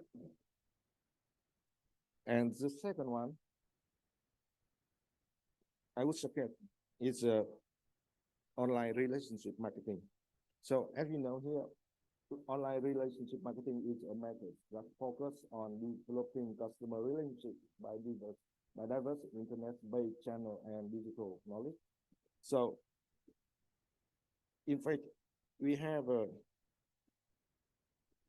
some application of online relationship marketing. For example, providing personal customer experience, sending email messages, and create loyalty program, and so on. So for online relationship marketing, I would suggest focus on two things. I think the first one is online brand community. And the second one is social marketing in banking. First is online brand community is OBC. So the concept of OBC, I think if you are in the marketing background, so you can know about the OBC. It stands for the online brand community. It means that the brand we create the community, online brand community. So people go to online brand community to discuss, to share, and to review anything. So I'm sorry, Dr. Nam, you only have 10 minutes. right. So okay, so first one is the online brand community. So in fact, many banks also apply the OBC in the activity. And second one, I think I go further to social marketing in banking. So, and we know social media now is very, very important, right? In bank, so it's difficult to do those social marketing because, as you know, the banking services is a very boring services. So it's difficult to make customer become more interested in the banking service, right? So compared to another service like the tourism and so on, right? So because it's not interesting services, so it's difficult to create the social media or social platform to attract people. So, however, it's still very important nowadays. So my suggestion is bank try to develop the social marketing in the platform like the YouTube, Instagram, or TikTok, and so on.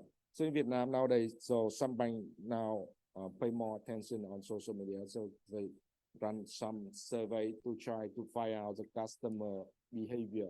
For example, in young generation, how do they think or how do they want? And then they analyze the data and to try to get the insight customer to create the video, to create the program on social media. So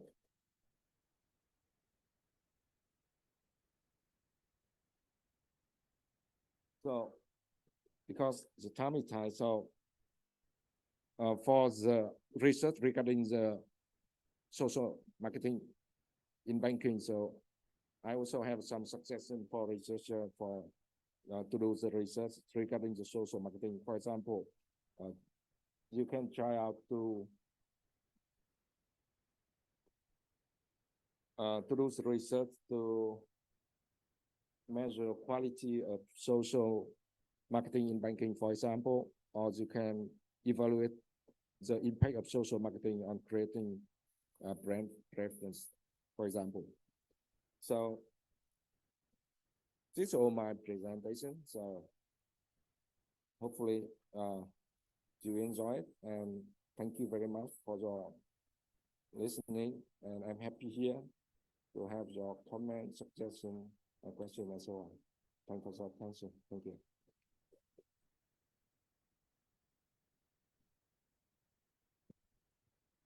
Okay, that's a very interesting presentation from Dr. Nam, and I think that we could also conclude there is from this presentation that a lot of novelties in digital marketing research that we could perhaps give us idea on conducting similar research. That Dr. Nam also challenged us with the certain issues on digital marketing. For example, new measurement that we need on digital marketing, and also how to use that's I think is also novelty when using eye tracking to understand the consumer behavior. Things that well, consumer behavior he approached it with eye tracking. That is something new in the digital marketing. Okay, next do we Dr. Derry will be online or record her video? Online. Is she ready now?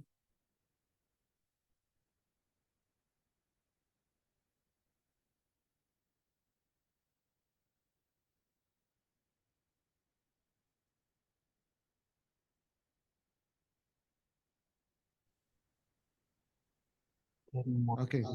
Because we still need technical aspect of uh, joining the Zoom from Dr. Dedi, then I will give opportunity to Dr. Ikhwan Susila to present his paper. The time is yours.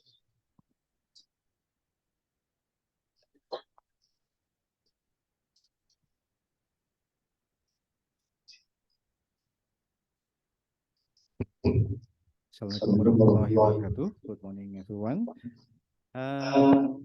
It's lucky for me because the honorable presenter already opened up about the consumer behavior in banking industry and also in tourism industry. So my topic is about the consumer behavior in digital area, but I prefer to choose this title, consumer behavior and envisioning the dynamic digital landscape. I don't use the predict the landscape or the digital landscape because we don't know about the future. So we just envisioning rather than predict what happened in the future. But I thought that this conference have many benefit because as in the topic, we use applied technology and quantitative model for predicting the future. So can use that. Sorry. Okay, so I would like to talk about three topic in this session. I will start by the theoretical framework of the consumer behavior.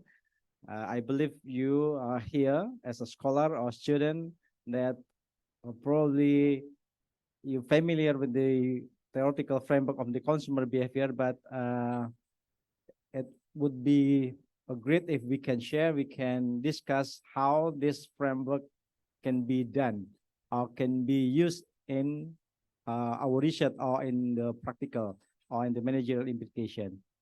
And then we are going to the next section about the rise of the power of online customer, because now everyone can use the technology to be a very, very powerful. Even they want to something that right now probably they can criticize for the product that already bought from them. So I will go to the practical point of view of the digital marketing and digital landscape as well. And the third one, we go to how to marketing can develop a strategy, how to capture the market in the digital era. Right. Okay. As we know, the COVID-19 era very, give impact to us, especially for the business. A lot of the business they lost, and also, like make unemployment in a lot of the business. And also some of the people, some of the customers, some of us probably, we have impact on mental state as well. So what will be after COVID-19 era? If we talk about the situation in the past, we concerned about how they can be happen. Really, shock to us how this COVID can be happen in entire world, not just Indonesia. I think in Vietnam and Thailand as well. So everything is unpredictable. There's an unpredictable of the future because we don't know what happened in the future, but still, if a scholar, we can do as a researcher how to make a better future.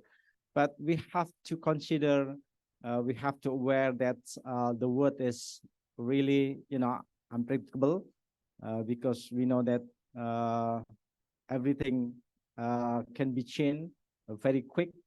So we are in the VUCA environment, which is volatility, uncertainty, complexity, and also ambiguity. Also in the business as well. So I would like to give another example how the importance of the customer should be customer focused on the how to create the effective digital marketing strategy. We would like to give some quote from Peter Drucker. What he said, the aim of the marketing is to know and understand the customer so well, the product, our service for him and self itself. How become the product can sell itself. Every marketer, they try very hard to persuade or to convince every customer that the product is very good in quality, very good in service, and very good in everything. But sometimes the customer, they don't believe, they don't trust, they don't want to buy. But Peter Drucker gave us the clue how to make this happen if we really understand about the customer and the product can be sell itself, because everyone will have the product. They want to get the product as soon as possible or in an affordable price, and everything can be satisfied for the customer. Okay, right. So we have like a slogan that the word in our hand, because the technology. Or now, the word in our finger, not just our hand, because everyone now in this room, everyone have a smartphone, I think, and outside there, everyone had a smartphone as well. And this is a very, very most product that everyone want to have. And we don't just want to have the smartphone for the communication, I think, and I believe that you are also not just want for the communicate to other people, but again, there is a lot of things that we can use with the smartphone. Then, so I'm not quite sure you can see in this slide or not, but this is the data from the research that Samsung and Apple, they're very, competing each other, even in from the 20 and to 2023, Apple and Samsung is, very, very competing for each other to have market share. Yeah, even just for the 20 or something 19 to 21, 23. But again, why this matters to us as marketer? Because again, from your smartphone, from your phone, we can do quote unquote everything. Yeah, you can see the movie, you can you take a lot of information, and then sometimes we change our mind, we change our lifestyle, and we change for our life. Next. So it's not just about the selling the, the smartphone or any gadget, but we know that from the target market of the smartphone is very, from children, even the children, they have a smartphone as well. The teenager or elder people, everyone have a reason why they have to get the phone. So next, if we back to the consumer behavior model, we know that this is because not just from how the customer want to buy something, but the company also give a stimuli to them. What can be a stimuli? It can be the product as well. Yeah, product, price, promotion, or physical distribution. Yeah, or others stimuli like from the environment, like economic, politic, and so on. So from this stimuli, we know that the customer will respond from the stimuli come from the environment or from the company as well. But in the middle of this model, we know that what some of the scholars called customer black box. You know what the black box means? So everything can be, you know, like recorded, and then they sometimes they retrieve how they can, you know, process from the information, and then how they can decide whether they want to buy or not. So if we look at this consumer behavior model, in the middle we have like consumer psychology from the motivation, and also the perception, also from the learning and memory.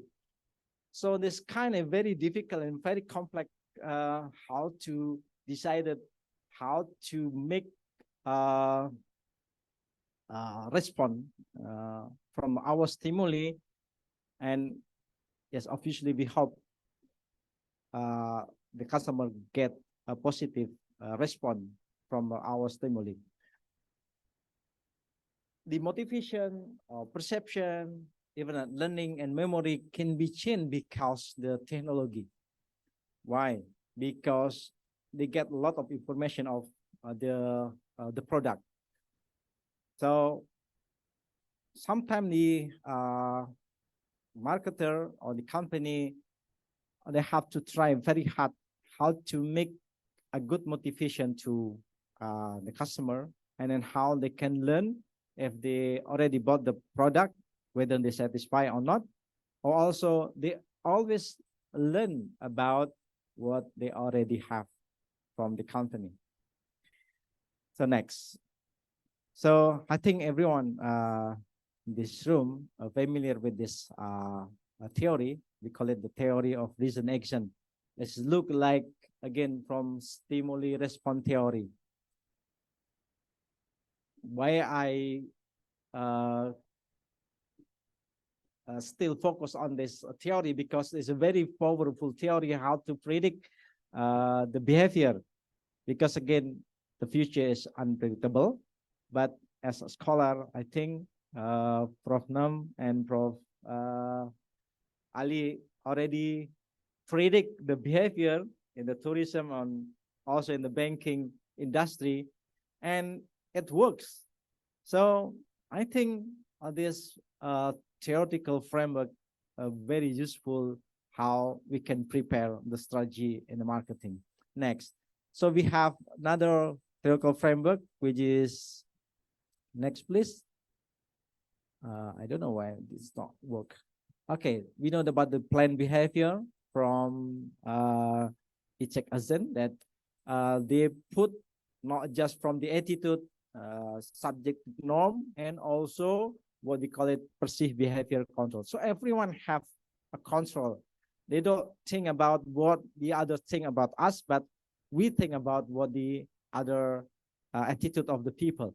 So because of this subjective norm, I think about the perceived behavior control, because everyone can, you know, like now we can upload what happened today, and we can see what we can know, we can watch what happened in the world today.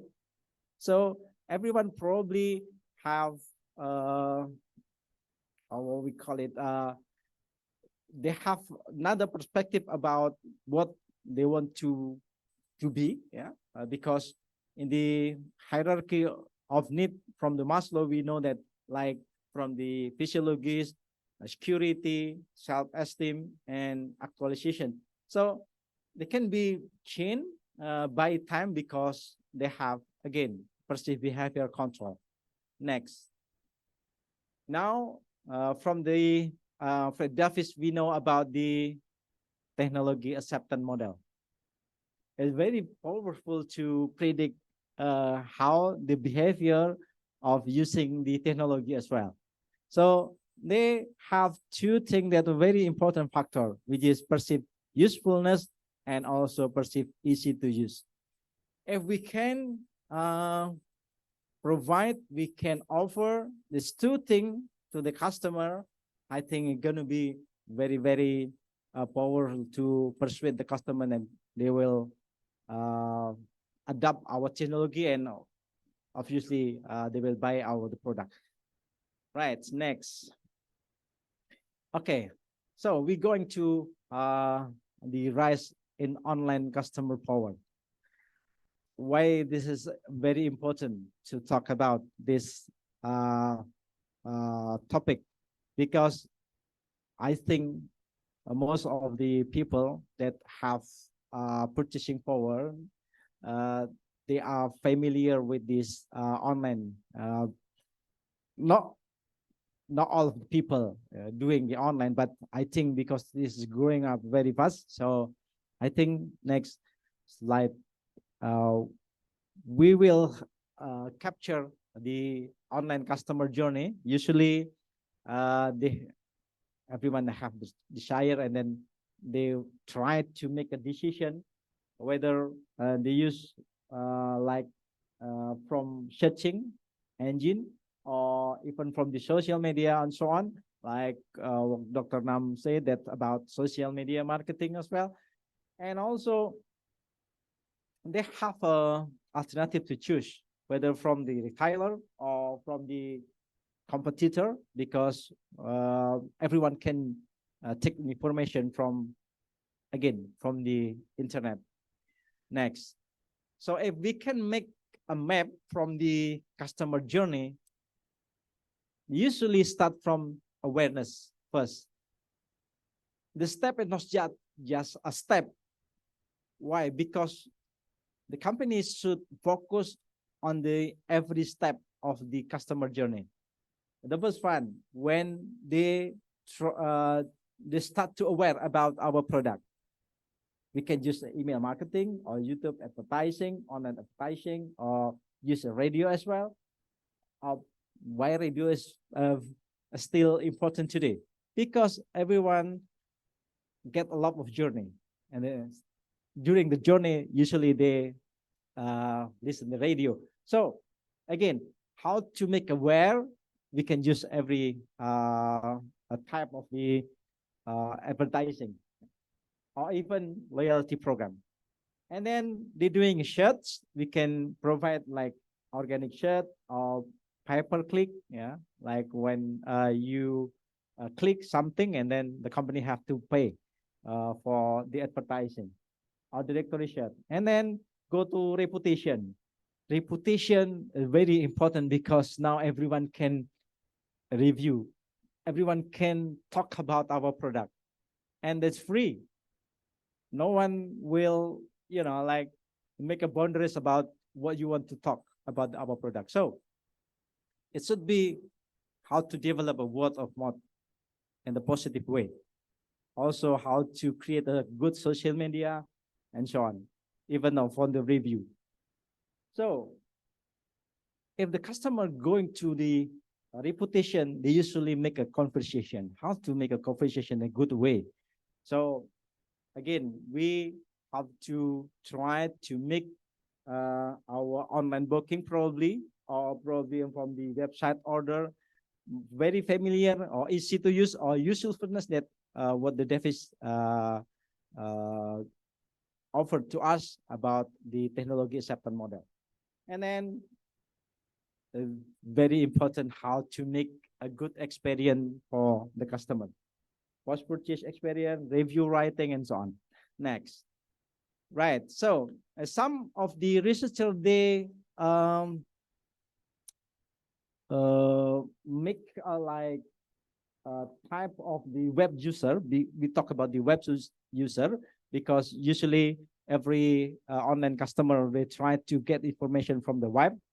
We have directed information seeker, or the second one, indirected information seeker, directed buyer, and also bargain hunter. Or some of the people make like entertainment. They're very enjoyable how to get the product. When I was in the UK, they are like what we call it, how to bargain, and then we usually very enjoyable how to get the product from the online, because like a bidding and something. I think in Indonesia, I don't know, they probably will develop this platform as well. So next. So this is the characteristics of this buyer on online. So some of them, they directed information seeker, or some of these like bargain hunter. The user want to use the offer available from sales promotion, such as free sample or coupon and so on. Or some of them become entertainment seeker. The user typically will look for interacting with the web for enjoyment or entering contest. So the word is changed, and then we have to aware that the customer change as well. Next. So some of the scholar, they give like a characteristic of the digital customer. The first one, digital customer are increasingly comfortable with the medium, using more efficiently and effective. Mean they try to choose which company that provide a very effective and effectively and efficiently to get the product. And then they want it all. I don't know, you are the one of this or this customer or not. They want it now. So yes, everyone wants to be, you know, served very well from the company. So we have to aware about this characteristic. Information on demand from multiple sources like scannability. So everyone can be scanned, and then we get information from this. Like probably you went to the restaurant, and everyone now they use like scanner and to get a lot of information rather than asking to the waiters or something. They are in control, and also they are vocal. Online customer talk to each other through various medium about positive or negative experience. Next. What time I have left? Okay, right. So now we go to how to make a, is the important issue about the customer engagement, because in this situation, I think we have to carry about this situation. Why? Because the buyer, again, already changing. And also the innovation, also the leadership, because some of the company, the competitor, the industry, they're looking for a good time when they have to launch the product rather than they just follow the market. Right, next. Okay, so we need to know how to engage our customer, because usually in the traditional perspective, they just, okay, quote unquote, they exploit the customer, what they want, what they need. Even we create what they want. We create the service that the customer they want to. But now we try to engage our customer because they want to engage as well. So we try to understand how to make customer engagement. And the first one, it should be involvement. Dr. Evan, you only have 10 minutes. Okay, 10 minutes. 10? 10 minutes. Okay, 10. It's still on. Okay, right. Thank you. So make a involvement mean how to make a close relationship with our company and the customer. And then how to make interaction as well. We can use like contribution to comment on the blog, and also intimacy, yeah, tracking through third party as well, or even advocacy using how to influence our customer. Yeah. Now, because in the digital era, we know that everyone can say everything about our product. So we hope that if they don't satisfy, they dissatisfy with our product. So how make them to us, yeah, how to make them complain to us, because we will know what we have to do in the future, rather than they say in the negative way and then try to recommend the other customer to not buy our product. Right. So again, the customer engagement is very important. Next. Okay, so this is the ladder of the customer engagement, from the rating, review, discussion, idea, go to advertising, brand, processes, and the product. So how to make a co-creation? I think some of these scholars, they use the co-creation about how to make a good product in the future. Next. Right, so then last section about capturing market in the digital era. Okay, next please. Okay, so somehow we have to reset our business to be survive. Why? Because in the future, again, everything is unpredictable. So go to reset and make adaptation, and go to engage our customer. Make a like ecosystem, and then go again how to adapt the changes. Next, please. So this is the digital era that can use. We adapt from the here at all. They use this. They conclude with the technologies enhancing tourism experience. Mean consumer will enhanced by the technology. What they use from the Internet of Things, and then robotic and artificial intelligence, also electronic payment system, and virtual and augmented reality. Next, please. So they use this in this tourism industry, like Dr. Ali said, whether we still have to use this like halal tourism in Indonesia, or Islamic tourism, because most of us is a Muslim, but still they try, the customer in this case, they use all of this technology to enhance the customer. So we can see that the tourism industry, they can use virtual and augmented reality for experiencing tourism destination before travel, obtaining information about tourism facilities. Then they use Internet of Things for managing and controlling facilities in hotel and also tourism center. And then they use robotic and artificial intelligence for greeting guests, cleaning room, and also guiding tourism. And then, of course, they use electronic payment system for eliminating the need to carry cash, and also enabling easy to use of various services. Next.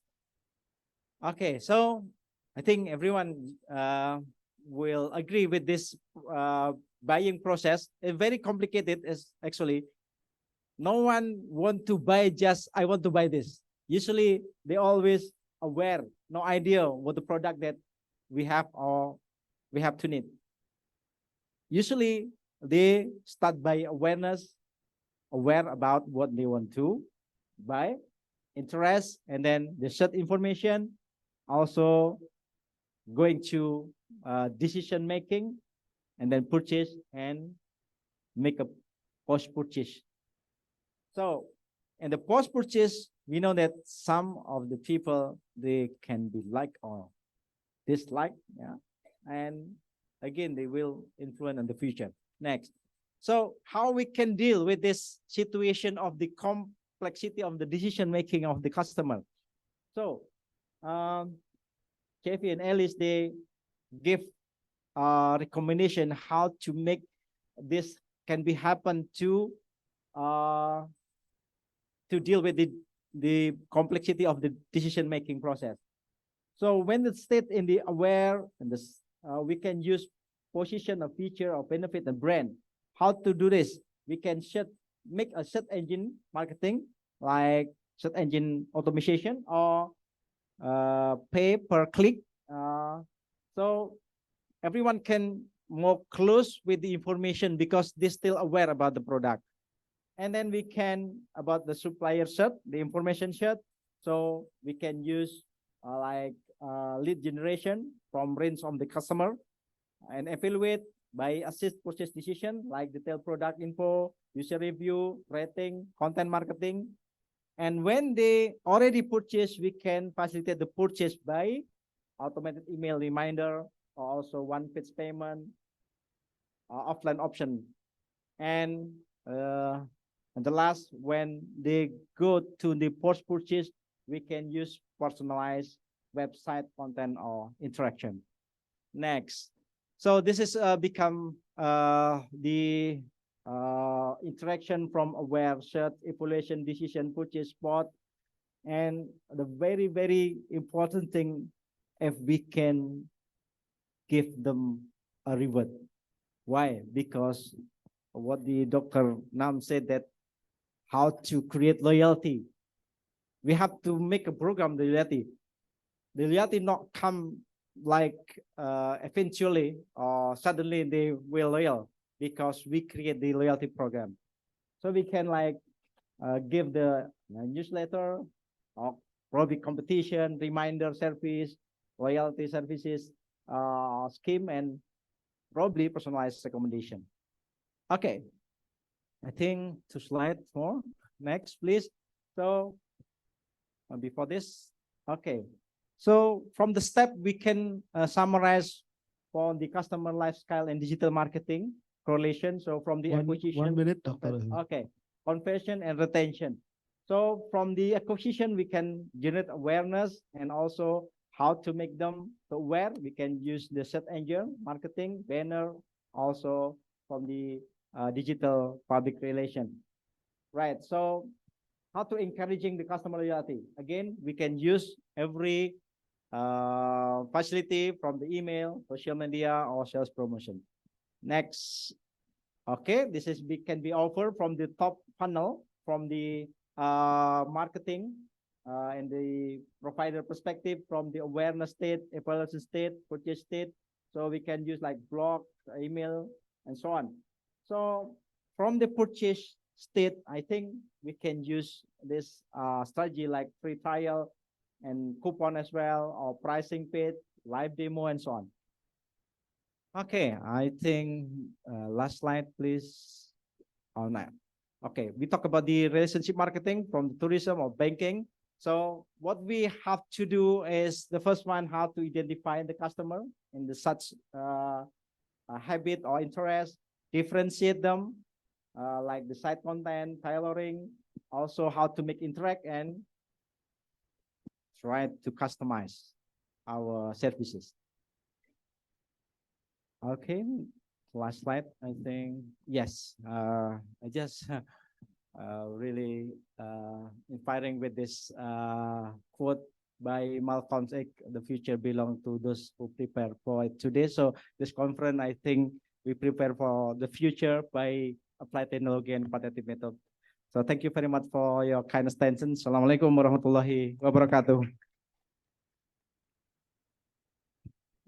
Thank you, Dr. Iwan. And I think Dr. Iwan has given us a very good closing, as you see, and also the opening that he mentioned that now we could not predict the future. We could not predict the business, only envisioning, only just because as you see, economics now, many economists in the world now has failed to predict the economic condition, even the macro and micro, and also the landscape of the business has been changing very revolutionary. But Dr. Iwan also challenged us for you who perhaps scholars in customer behavior, that Dr. Ali has presenting his current research on tourism, and especially with the special in the last, perhaps in the late 2000, it include what we call special issues, because Islamic consumer behavior has not been developed during those period. And then Dr. Nam has give us a lot of new information about digital. And Dr. Iwan challenged us, do we still need the classical theory in consumer behavior with those changes? Is it still relevant? That is, I think, an important issue to discuss in this session. Next, who Dr. Ray has been ready? Okay. We will give time to Dr. Derry. She's going to present her research or her paper online. The time is yours, Dr. Derry.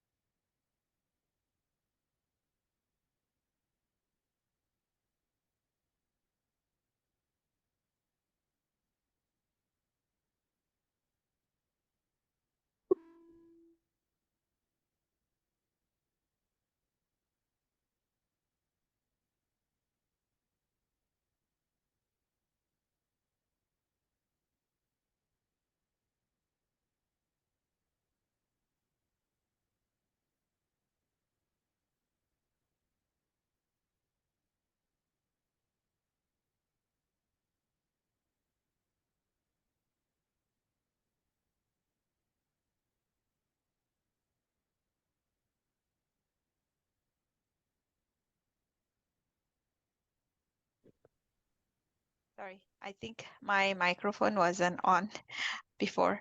Yeah, thank you everyone. Sorry about that. Can you hear me now?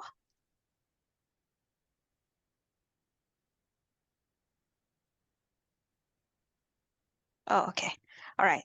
Yeah, so today I'm going to talk about introductions to data analytics, which also include machine learning and AI with applications to economy. And so I'm actually a computer scientist by training, and my area of research is AI, particularly on natural language processing and machine learning. There are two research directions that I'm currently working on. One is on how we can build computer systems that can translate languages, particularly low resource languages, like we have Bahasa Daerah, right, in Indonesia. As well as another of my research direction is media framing, how we can build computer systems that can detect or identify what kind of frames are used by journalists when they are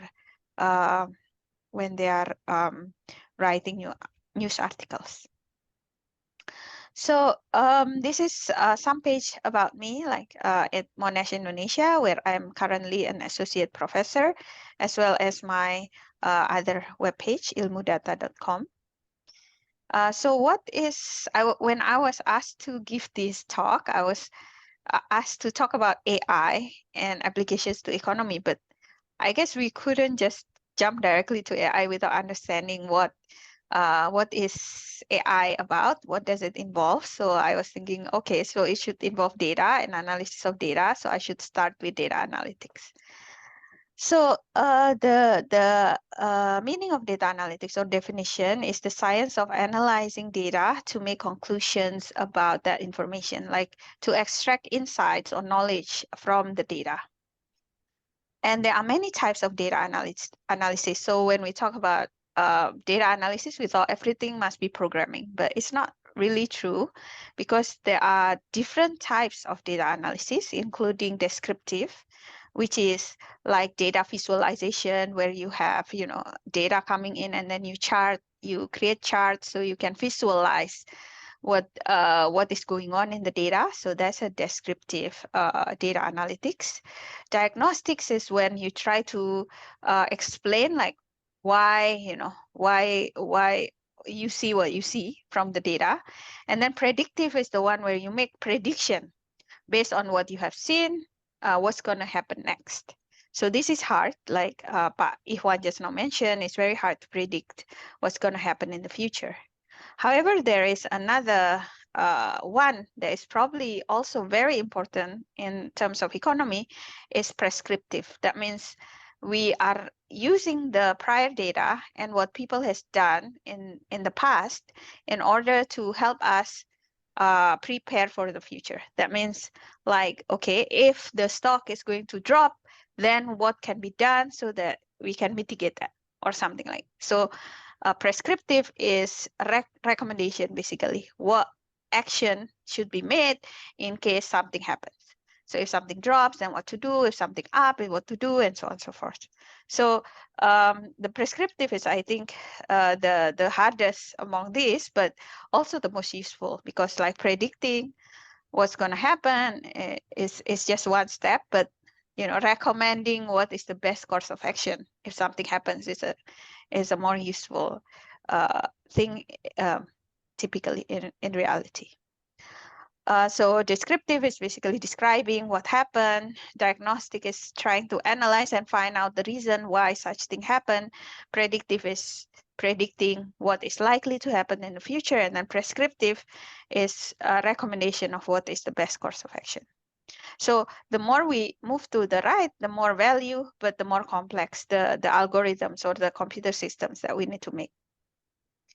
So however, like I mentioned, data doesn't need to be like analyzing data doesn't need to require like knowing a lot of programming languages.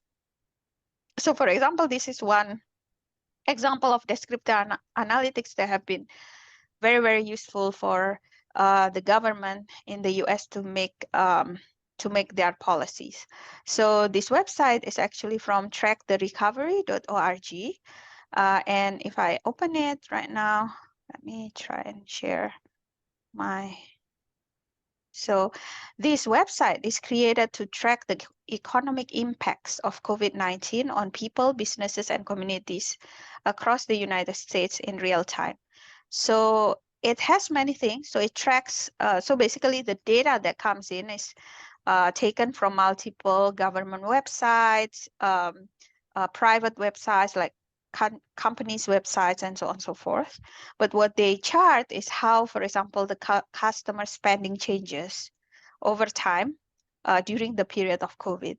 And they map it based on like the location where the data comes from. So like, this is from all over the US. We can see that at the beginning of January 2020, when COVID was happening, it drops, right? And now it has bounced back, and even it has been more than prior to COVID. Like, so that means the economy is recovering, right?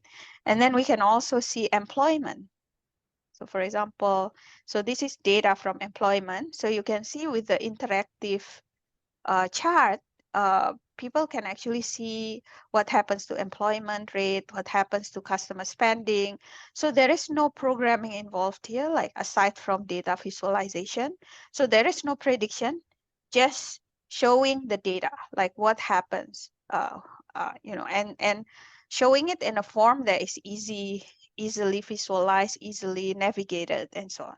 So like, for example, we can see, the employment drop, and then now it has started to rise, but still not back to the original level, like prior to COVID. And if we look at the low income versus the middle income versus the high income, we can see the differences. So for the high income, this red line here, it actually has bounced back, similar probably at the now at the level that's similar to before COVID. But for the middle, for the high income, the employment rate has been back to prior COVID. But for the low income, we can see that it hasn't really bounced back. So we can see like the differences in the province or states, right? So we can see like in Massachusetts, this looks like the high income group is doing well, but the low income group still not back to the previous level. And then in different states, for example, one of the maybe the more struggling state like West Virginia, for example, because Massachusetts is where, lots of tech companies, also in California, right? So while in places that is struggling more economically, like West Virginia, the high income and low income are pretty much similar, I guess, and low income has increased more than like in Massachusetts. So I guess in Massachusetts, people with who were not earning that much before COVID doesn't really want to go back to work, right? Because now they realize, with this wage, I work so hard or something like that. But anyway, so there are other things like, small business revenue and then job posting and things like that. So how many businesses are open and so on and so forth. And you can see that these lines indicate like the different milestones. Like for some of these is where, the province, the Massachusetts, the state increased benefits, for family. So they give like cards so that people can use that card to buy groceries and stuff like that. So basically to stimulate the economy. And then this one was the PPKM, right? The home advisory. So what happens, when the home advisory is enacted, what happens to the customer spending or the small businesses revenue. So small businesses are like UMKM, right, in Indonesia. And so using this kind of descriptive analytics, already we can get a lot of insights from the data. And you can read more about it. They also release the key insights, like what is the relationship, say, between why this thing drop, and are there events preceding the drop? For example, what is this line here, or the home advisory or the PPKM, and then the small business revenue drop. Is there a correlation? So you can ask all these questions by looking at the data, and then from that question, you can try to do the analysis of what is the thing that causes this to happen, and then have a policy based on that. So actually, the current administration, the Biden administration, were basing some of their economic policy on this website. So this was a very influential website during their campaign. So this is some example of the descriptive analytics, which, just basically describing data. It's already super important. And then there's the diagnostic that I mentioned just now, like trying to ask why something happened. So if we see, for example, here in this figure here, we can see the chart, the red line indicates the GDP of Russia. And then the blue line indicates how many articles in Russia were written about the United States. So you can see there is some correlation, like when the GDP is increasing, the news about the US drop, right? But the moment the GDP decrease, then the news about about the, like here, the moment the GDP start decreasing, the news articles coverage about the US increase, because they are in competition, right, with each other. So news can also be used to distract from the from other issues. For example, economy. If the economy is doing badly, you can the articles apparently seem to want to cover more about the US, like what happens in the US is struggling, or things like that, basically.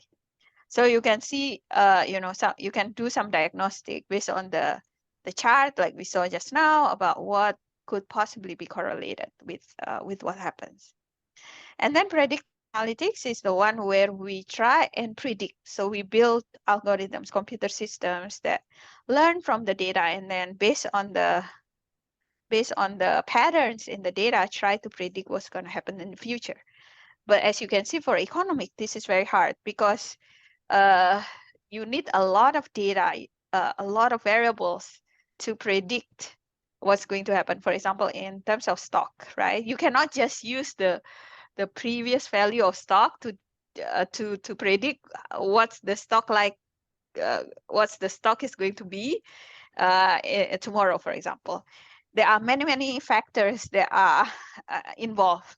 So just looking at the prior performance of the stock is not enough. You have to also see the financial reports of the company, the news. Is there, something happen, like, if disaster happen, then everything will drop, right? So then you have to also look at government policies. Did the government just increase the interest rate or things like that? So prediction, especially when it comes to economy, is hard because you need to have lots and lots of data in order to be able to predict well. And usually this data may or may not be available, first of all, and second of all, they might be in different formats. So some are maybe in the text format, like news, right? Some in the number, like the prior performance of the stocks, for example.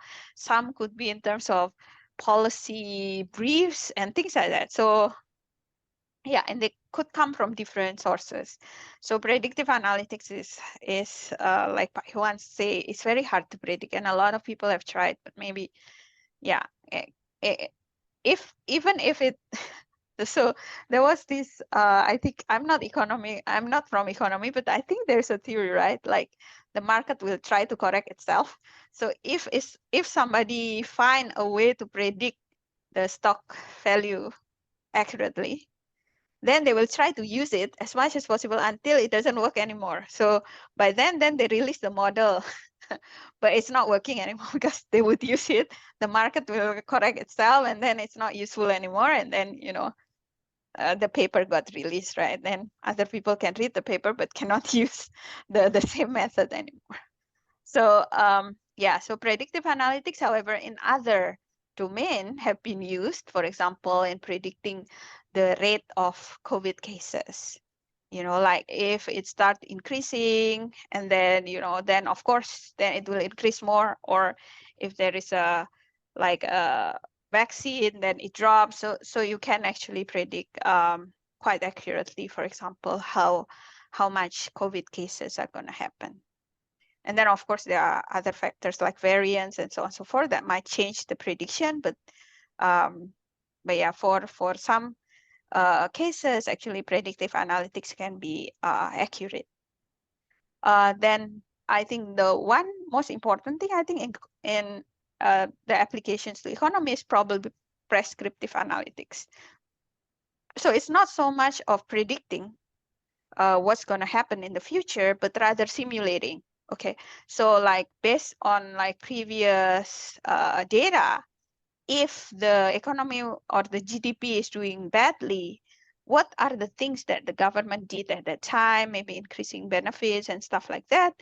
And what's the impact on the GDP, for example? So you can look at the prior data and see, if the current level is this much, and then this happened, then the next level would be that. So, but if, so you can basically try to simulate different types of scenario. So for example, in this case, this is again, the COVID one. So they were predicting if, for example, if there are this percentage of people being fully vaccinated, then, how will the cases change? So based on that, they give a recommendation. Okay, in your area, at least this many % of people has to be fully vaccinated in order for your cases to drop. Okay, so it gives basically a recommendation. It's not really so much as predicting, but rather if you do this, then this might happen. Or if you do that, then this might happen. So it may or may not happen depending on whether you do the thing, right? So this is more like the recommendation of the what's the best, for example, rate of vaccination that is most optimal for reducing the cases per region and per age range. So something like that. So this was used by the CDC to recommend like that at least this many number of the population has to be fully vaccinated. So CDC is the agency that was very important in the fight against COVID, because they are the government agencies that monitor the cases of infectious diseases in the US.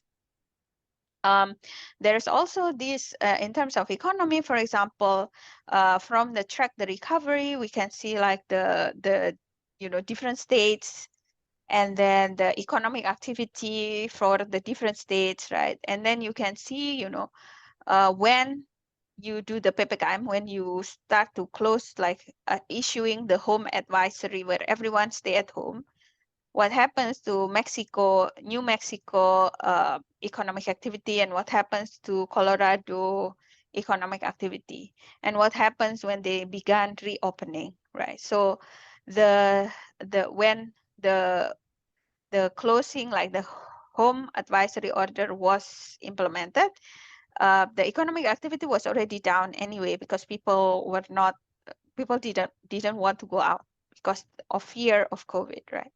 So when the home advisory was lifted, like reopening, the PPKM was lifted, there is not really a change that much in the economic activity, because by then people are already very scared to come out.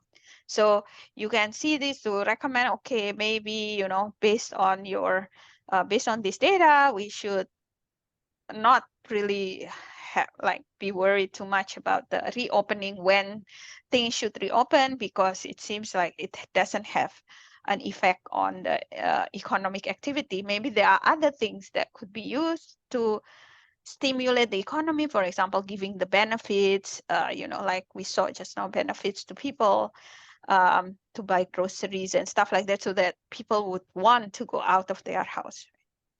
So this is an example of a recommendation that can be used. And how do we do all of this, right? How do we do the data analytics? Well, data analytics is very closely related to analyzing data, visualizing data, and also extracting insights from data, learning from it. So machine learning is one tool that is used to do data analysis. It's basically building computer systems that can learn from the data, learn the patterns from the data in order to make decisions. So previously, if you are familiar a little bit with programming, right? So last time there are programmers, and then the programmers write the rules to process the data. And then based on the rules that the programmers write, you extract insights from the data. So for example, the data could be like the price of housing, and then the programmers create rules, like if the house is this old and it's located in this area, then the price is in this range, and things like that, right? But with machine learning, basically it changes the role of the programmer. The programmer now doesn't write the rules. Rather, the rules are learned from the data. So we have a bunch of data of houses and their price, and also other attributes about houses, like where it's located, when it was built, how many rooms it has, how many bathrooms it has. And then based on that, the computer, the machine learning system learns the pattern to associate these properties of house with the price. So based on that, based on these patterns that it's learned, given a new data about houses and the properties, it can predict roughly like how much the house should be priced. So this is can learn from examples. That means we give it lots and lots of examples, and the patterns are learned directly from the examples. So what are examples? Examples are data that are, collected and annotated with labels. So there should be some labels that we want to we want to predict. So like housing price just now, it should have like all the house properties and then the price. So based on this information, this annotated data, the machine learned to find the correlation between the house properties and the price, and using it to predict basically the pricing. So an example, like for example, here there's a data set of human handwriting. And then each of these handwriting has a label. For example, this handwriting 2 has a label 2 because this indicates number 2, right? When we scribble like this. So the computer learns that this should be associated with the label 2. And then so when it tries to predict 3, it gets basically punished and then corrected. And then it learns to associate instead 2 with this scribble with this label. So then after it managed to learn this well, so it doesn't make that many mistakes, you can give it new inputs and it will be able to associate the correct label to this handwriting. And there are different types of machine learning. One is where you have the supervision. That means you have a label, you have the example and the label. And the other is unsupervised learning, where you only have the data and then you try and group the data into classes. So in supervised learning, you have some input, which is known, like the handwriting. And then you have the output, which is the label, which is 2, for example, that is known as well. And what is not known is the middle part here, which is what machine learning learns, like the rules or the function to associate this handwriting scribble with the label. So this is the supervised learning. You have the data and the label, and then the machine learns and create a model like to associate data to label, and then given new data, it can predict the label of those data. So for example, this is a triangle and this is a circle. The supervised learning, for example, is done in many places. For example, maybe in related to economy or finance is the idea of detecting the sentiment of the customer, for example, right? Given the review, then you want to detect like whether the customer is happy with your product or not happy with your product, right? And there are many kinds of algorithms, models that you can use to do this mapping from, review to label, like positive, negative, or neutral. The unsupervised learning is only the input, the data is known, but the function and the label are unknown. So for example, you just have this bunch of handwriting scribbles, and then you need to be able to assign, that these groups of things that looks like this are the 2, and things that looks like this are 3. So you do the clustering basically, or the grouping. So for example, here you have a bunch of shapes, right? No labels. So the machine will just have to like do the similarity between shapes and group them together. So these things are this group, and then this one another group, and this one another group. And there are many use of unsupervised learning in economy. It could be used to segment your customer. So doing market segmentation. So these customers should be given this advertising, that this group of customers should be given another type of advertising, or offered certain type of products, and so on and so forth. Also, you can use it to do fraud detection, like when somebody do a transaction using credit card to check whether it's fraudulent transaction or not.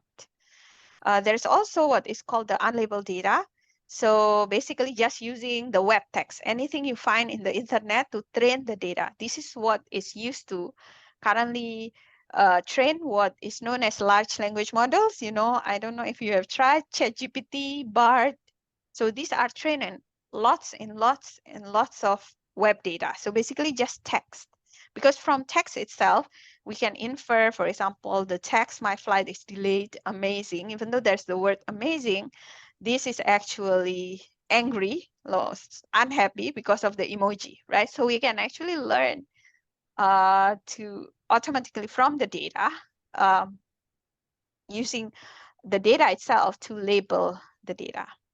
And then there's, of course, the other models of machine learning, which is like neural networks, which is state-of-the-art algorithms for many things. This is basically called neural networks because it imitates how our brain works. So when the model is given an input, for example, this picture of a cat, then some neurons in the models light up, and then based on which neurons light up, it gives the labels, for example, cat. So then this is basically current state of the art for neural networks, is current state of the art for many of the machine learning models. So now after we talk about machine learning, data analysis, so what is the connection with AI? So actually machine learning is the tools behind AI nowadays. But what is AI itself? AI is the study of or the creation of machines or computers in a way that these machines can perform tasks that we think are intelligent. So it's not really the same way we do things, but we think that the way they do things is like the way we do things, right? So while NLP itself is the field of AI, so it's a part of AI that builds computer systems that can process, learn, and understand human languages. So it's specific to human languages. So text, speeches, anything that is related to human languages, the natural language processing is this AI field that tries to process that. So the goal of NLP is to build computers that solve tasks involving human language, like answering our questions, interact with us naturally, understanding our needs. So basically, if you have tried ChatGPT is an example of NLP system, a natural language processing system. So, computers talk in, these machine languages, human talk in these human languages. Last time we used to write rules, if the user say hello, then I will say hello as well. But now we just, learn from the data so that when a user said hello, it knows, like the machines know that from the data, I should answer hello to you too. And there are many applications of NLP in education, to detect plagiarism, in psychology to evaluate the stress level of people based on their Facebook posts, for example, or their Instagram posts or the video they posted on TikTok, right? Medicine, how you can extract and digitize doctors' writing, right? Public health, how you measure epidemiology, like the risk of diabetes based on the pictures you posted on Instagram. Communication, how you detect framing or public manipulation from the writing in social media, like misinformation and stuff like that. Accounting, how you can create balance sheet automatically from financial reports.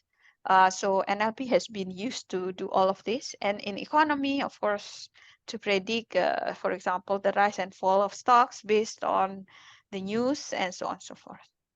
So in economy, for example, we can, there are some systems that have been built, for example, by the finance ministry in Indonesia to predict the people's feeling or sentiment in social media and in news about the national debt, right? Utang negara, right? This is a big deal, especially now since the election is coming up. So there will be a lot of chatters about this.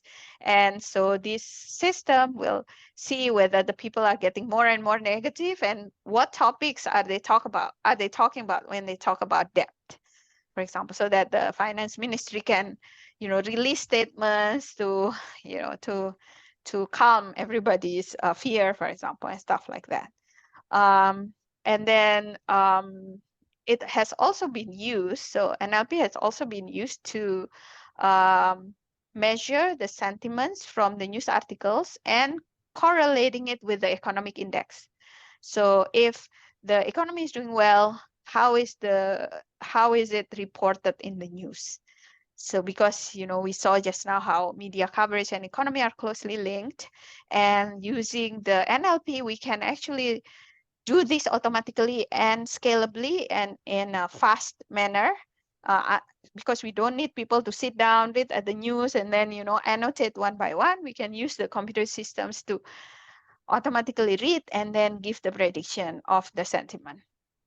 So we use this in collaboration with IMF to see how the news present the economy of certain country, in this case China, and how that correlates with Chinese GDP. So we can use it to measure, like create an index of the economy of certain country by looking at the news about the economy of that particular country. We can also see, the sentiment in the news about about the economy during certain period. For example, like COVID. This is in collaboration with Universitas Negeri Malang. So we can see like what happens after PPKM. How is the negative, is the negative sentiment spike in the news about the economy? But after Idul Fitri, is it more positive? Yes, apparently. The news are more positive after Idul Fitri. So sometimes, it's not the PPKM, but it's other things that affect the how the sentiment of the public. But what underlies all aspects of data is actually data, right? So we can do all these fancy things, but to close, I want to say that, before we close, I want to emphasize that the important thing about data analysis is actually start from the data. So we have, of course, we define the question, what we want to find out, but then we need to collect the data, clean the data, and then analyze the data, and then finally, visualize and share the findings. So this part, analyzing the data, is all the machine learning stuff, but all these three was in collecting data. So it takes like about 70% of the time we are just dealing with data itself. So, and defining the question, like, for example, what problem I'm trying to solve. For example, I want to know if I'm losing customers and why. We need to make it more precise. What factors that impact the customer's experience and how we can boost the customer retention, for example. Then based on this question, we collect the data. What data do I need, right? And in this case, the data itself has to be measurable. So things like, oh, I don't know, it's like, the data is qualitative and abstract, right? That one cannot be used to train the machine learning or the AI model. It has to be something that can be measured, like, the sentiment and so on and so forth. Like price of subscription, price of competitor subscription. Yeah. And Sorry so for on. the interruption, Dr. Derry. The time Yeah, is up. I'm almost done. Oh, you want me to stop now or? Yes, the time is up. Okay. It's just like maybe less than 5 minutes, but Okay. Just jump into the conclusion. Okay, fine. Okay. Yeah. So maybe in conclusion, I just want to show this because this, I think, the most important current, what do you call that? Current breakthrough in NLP and economy is the large language models trained on financial data. And yeah, basically, if we can do the same in Indonesia, that will be super awesome. But, there are other things that is hard to do in Indonesia. Okay, thank you.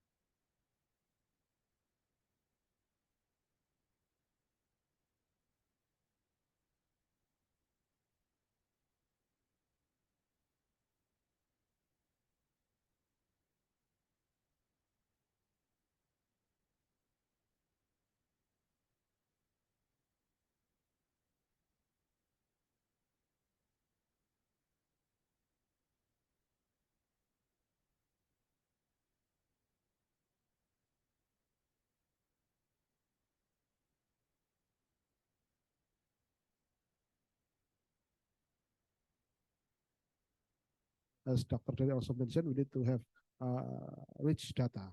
And I think that is also a problem in Indonesia, because to have very complicated data, such as if we try to make a prediction or forecasting of the economic phenomenon to build the scenario that has been presented by Dr. Dery. In Indonesia especially, we need to get more qualified data, because as you see that we in Indonesia we emphasize more to the data that have been collected by Badan Pusat Statistik, and the data, I think, okay, it's accurate, but the period of the collection also is different compared to the big data, which is more quick. More the period is shorter. Okay, now we have 4 very interesting presentation. Now we'll open question and answer session. We have 45 minutes, I think, to do this session. And I will open first for 3 questions. Any of you? Is there any question? Okay, we have Bu Rini, and then young lady over there, and there. Okay, first, Bu Rini first.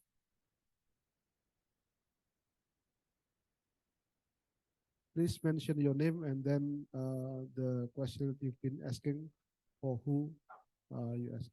Bu Rini here.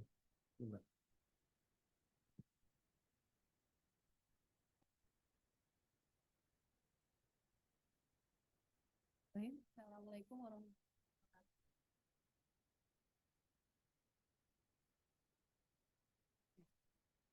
wabarakatuh. Thank you for the opportunity. I think this is a very good discussion. The topic is very interesting, but I think majority from the speaker or topic in marketing, including the last speaker, because I am having concentration in marketing too. Very interesting for me. I have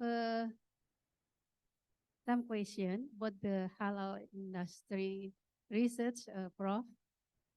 We know that Indonesia is majority Muslim, and we have to know about the standard of the service quality to offer about the tourism, halal tourism. I think this is a many question.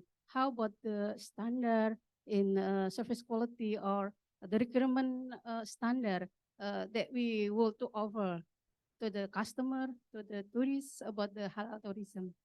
Would you mind to give explanation about this? And the second about the topic of the loyalty, customer loyalty.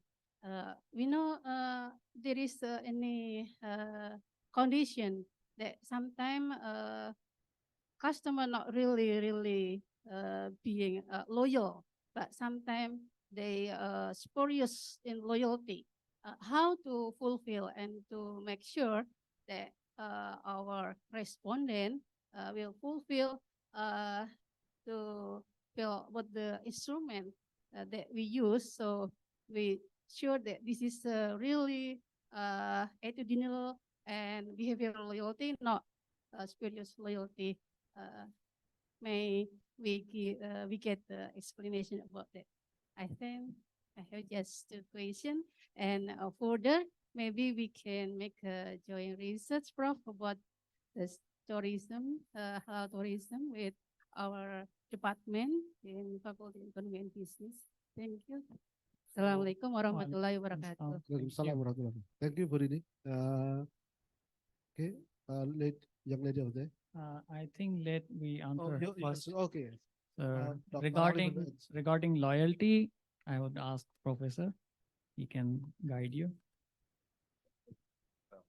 Okay. So halal tourism, I will just give you in my own experience first time. When I reached Hatyai, many of my friends were Buddhist. And because of me, they tried to go halal food shops. So when I see there, I do not see Buddhist people over there. I see always around Muslim people over there. So I asked my friend, why Buddhist peoples are not going Muslim shops? So he told that we have seen that Muslim shops are not clean. They do not serve fresh food. So from that day, I start observing that thing. One more thing I found that the Muslim shops in Hatyai, means it's a south part of the Thailand, they also cheated somehow in bill. So he told me that this is the problem. These are the things we are not going. I asked him, what do you want? He said, if they start serving us and remember our preferences, it's important. Means stay clean, bring fresh food. So I would suggest, is per my experience, we, sorry to say that we are not following proper our law, Islamic laws. You know that our first man is our cleanness is the half deen. So we are not following that. Second thing, the non-Muslim serving people, they remember their customers, what they want. It's very important. If you want to serve your customers, you must serve them very well. Like clean environment is important. In Indonesia, since I have been arrived, I never seen some restaurant with air condition. I have been very places in Jakarta, Bandung. I visited there, but I didn't see like that. Even the person who is serving waiting in queue, long queue, means they are talking with each other. So these should be avoided in Indonesia if you want to improve your halal tourism. Another thing, you don't need to say that we are halal tourist. No need to say, because you are already 99% Muslim people here. Everywhere is Muslim. You just tell that, show that we serve everyone. We welcome everyone. It doesn't matter you're Muslim or not. Second question regarding the collaboration about the research. I welcome you, please. You can, my contact number is available with your team. You can contact me. Inshallah, we will have some research papers. I hope I answered the question. Okay, Dr. Nam, please, about customer loyalty. Yeah, thank you very much. I think it's really interesting question about customer loyalty. In my understanding, you want to ask about customer loyalty in banking, right? In specific industry or in general. So I think I can answer the question for the banking industry. I don't have too many experiences in to understand banking loyalty around the world in real life, but I have experience in Australia, in Vietnam also. So I think you are talking about the kind of customer loyalty we can call is the spirit customer loyalty. So it's very popular in the banking industry so far. So it means that customer, they want to switch, they want to go to another bank, but they cannot switch. So the reason is about switching costs, right? So a loss of switching costs. Also bank try to build up the barrier.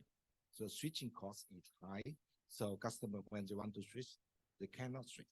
So in terms of this aspect, I think the best way is how to reduce the barrier. So I think it belongs to the state bank.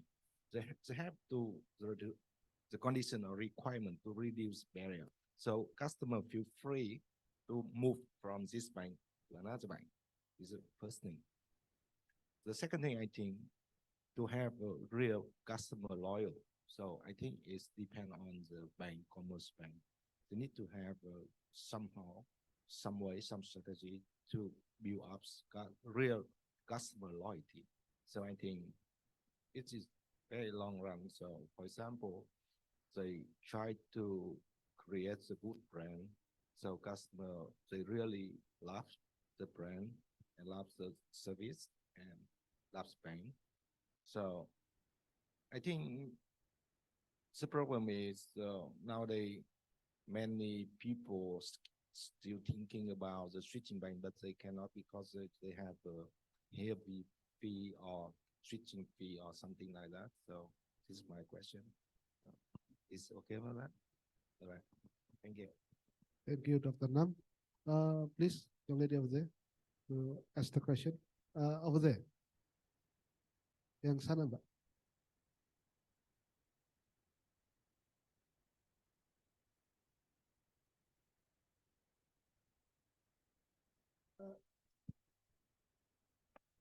Please mention your name. Okay, thank you for your time. My name is Azharul Salsabila. I have a question about gender dynamic in halal tourism. To what extent do gender dynamics play around in halal tourism, both in the term of travel preference and the industrial response? How can the sector address and cater to the different needs and expectations of Muslim men and women, particularly in light of representation related together is just one word? That's my question. I'm sorry about my English. It's okay. You may also ask in Bahasa. I will translate it to the. You will answer it first, Dr. Ali. I'm expecting there will be a lot of questions regarding tourism halal. Well, let me rephrase your question that you are asking me about the difference between preference of male and female, right? How they are preferring to go for tourism, halal tourism. Let me give you one more example. I meet with a professor from Australia. She is working on solo halal tourism, a female, Muslim female traveling on solo halal tourism, how she is doing. She got some problems, means that solo traveler, we interviewed her. She said that I have problem regarding the security and my family security. They are not allowing me to travel solo. So what did? She lived away from the family and she started, she started living in Australia. After that, she traveled around the world. So first security problem means which hold back someone from traveling is their family nowadays, because money is now no problem nowadays. People can afford. First, other thing for the male, this is not a problem. Male can travel. Okay, male can travel easily. And another thing which I can share that from halal attributes of a non-Muslim destination like Phuket, we saw in the research that males are more concerned about service, facilities, and food and beverages. But the female is not concerned about these things. Female is only concerned about the food and beverages most as compared to the male. These differences we found that.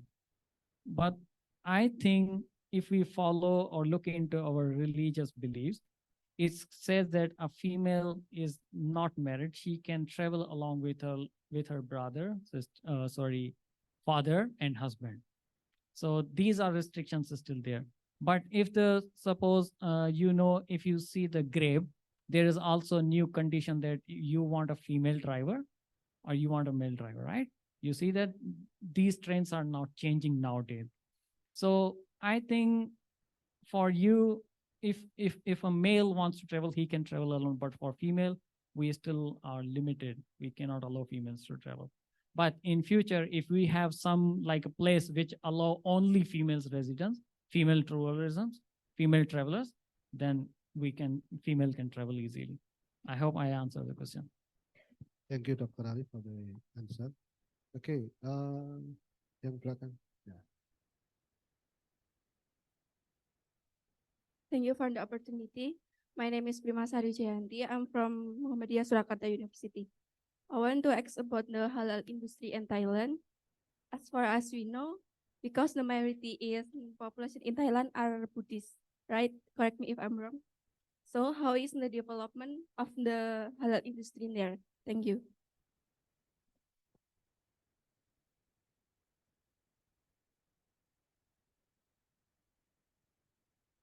Okay. Yes, you said correctly that the majority is Buddhist. Actually, the concept is this: they want to capture as much as customers from different countries, different segments. So what they are doing that in Thailand, they are showing the portion that this portion is only for the Muslims, this portion is only for the non-Muslims. By this way, they are creating the difference between them. Suppose in Phuket, we are doing now working on the research that to hire some entrepreneurs who can be the part of our research, and we are guiding them to open some shops some hotels which have halal-friendly attributes. Halal-friendly attributes means prayer room, females for separate room for females, separate gym for females. Like this, we are asking them to develop. So in this way, they are playing the role in separate space, separate place for the Muslim section, and separate space and place for the non-Muslim section. This way we are developing nowadays. Okay, I hope this could satisfy to you. Okay, next, please. Okay.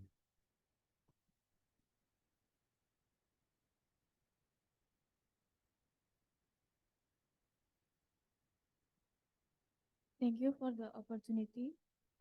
My name is Laila Ayubakuga from University Muhammadiyah Surakarta. I want to ask to Mr. Ikhwan Susilan. Indonesian economy are shaped through the micro and small business. In what ways do you think that they can leverage the digital marketing to improve their customer loyalty? Because most of them still have little knowledge of digital marketing despite of having the access. Thank you. Right, that's a very good question. It's very challenging because we know that these small and medium enterprise, they facing with the huge competitor, but we try to understand that every company, they have the same chance to growing up.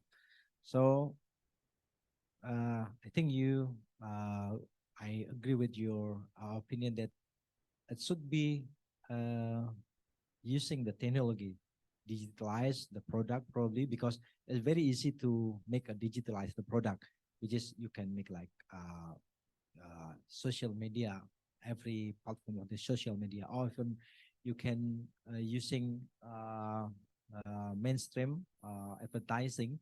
So in my point of view, how to increase the small and medium enterprise using the technology that I already talked about is how to capture the market with the digital era.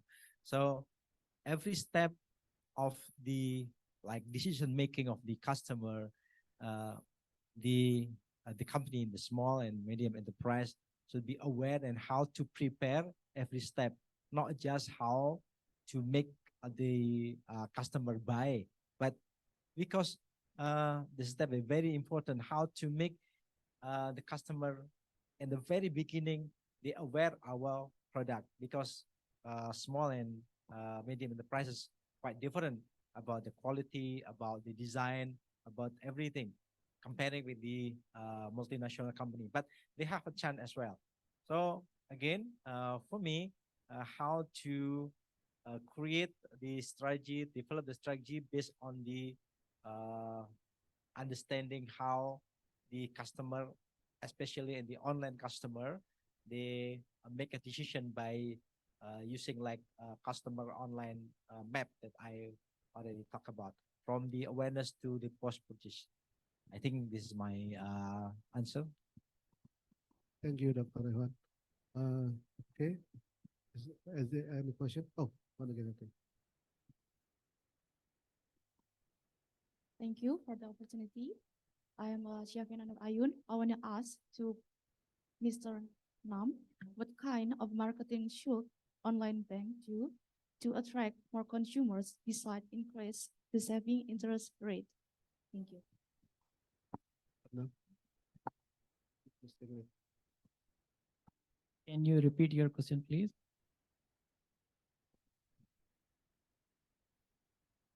What kind of marketing should online bank do to attract more consumer besides increase the saving interest rate? Other attribute than the interest rate.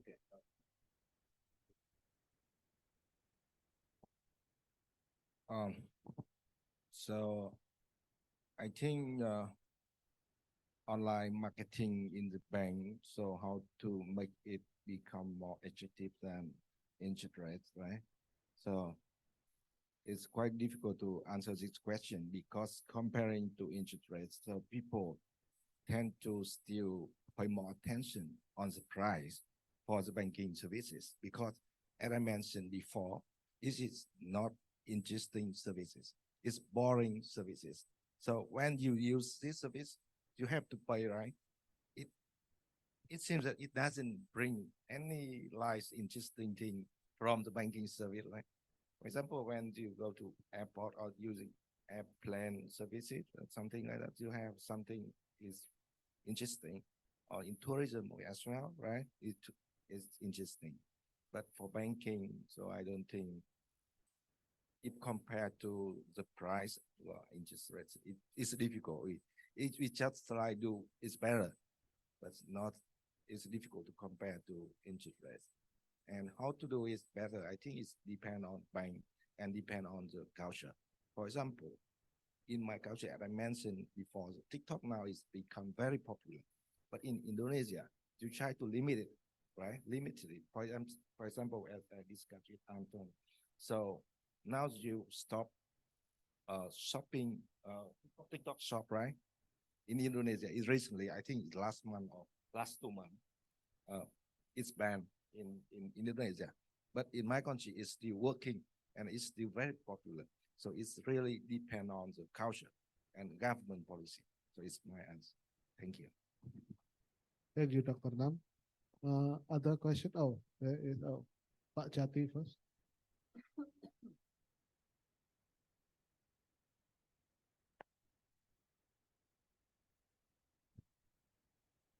Yeah.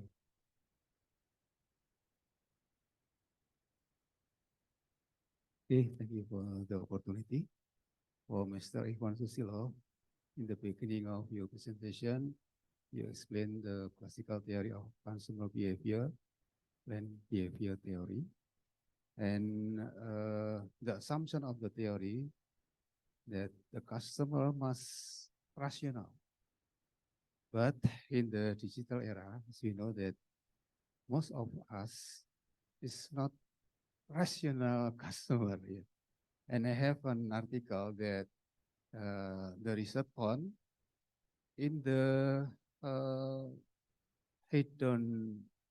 hedonic product. In the research said that the fact reviews is not significantly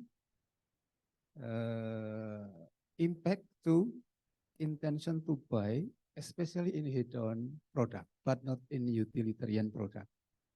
So it proved that some of customer is not rational but irrational. So what do you think about that? And then Mr. Ali, thank you for your presentation. I think this is very interesting. I just only ask about the term of halal tourism. You have said that halal is not only in food and beverage, yeah. But I think that if there is a halal tourism, do this also haram tourism? I don't think so. It is not. There is no haram tourism. Maybe traditional tourism. The opposite of halal is haram. How if we use not halal tourism but Sharia tourism? Because halal is part of Sharia and it is much more in the law of Islam is more high size than halal. Okay, Mr. Ali and Mr. Nam, in the digital banking industries, I think it is very high risk, and many of us maybe have an bad experience in performing digital banking.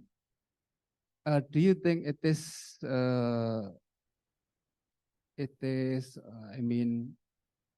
possible if there is not on human error, but the system error of digital banking digital?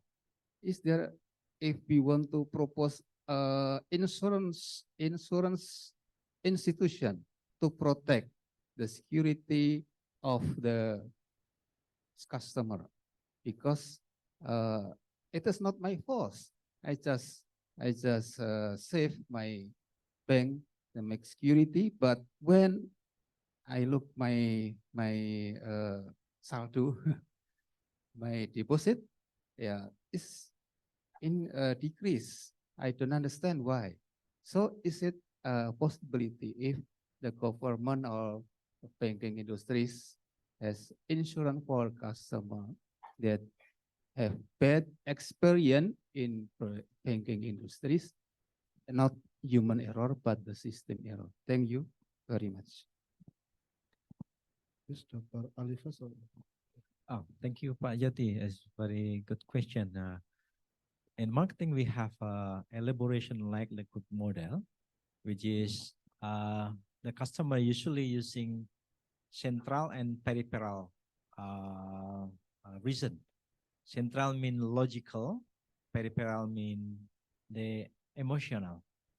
So I think when we talk about the hedonic and utilitarian perspective, so hedonic more emotional rather than utilitarian.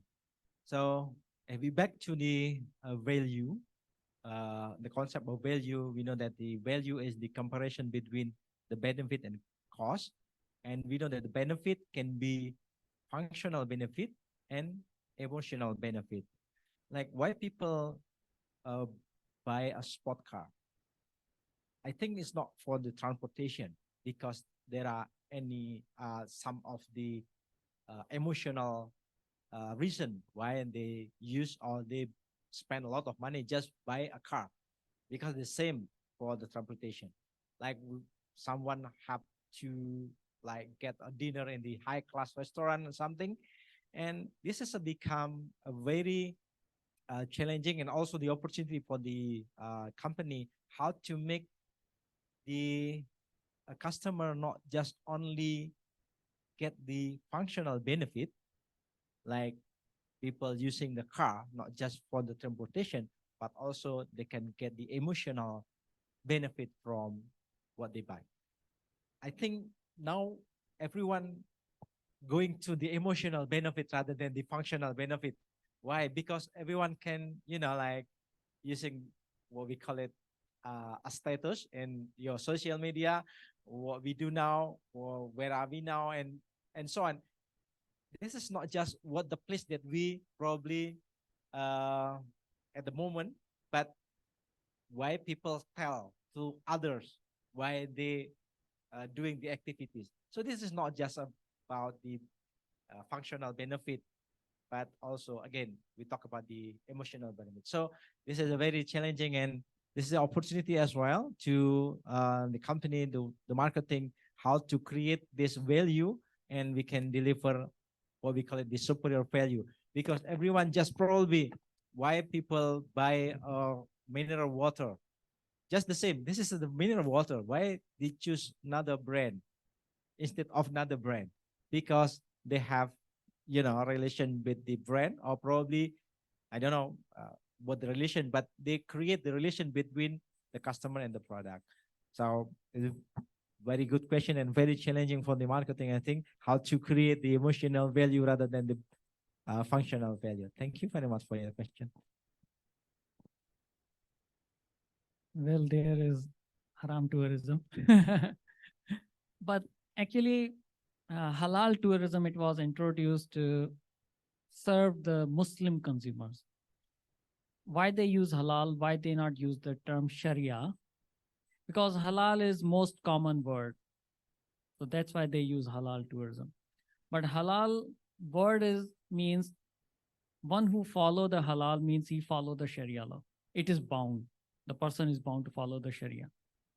So other trends are there in the tourism.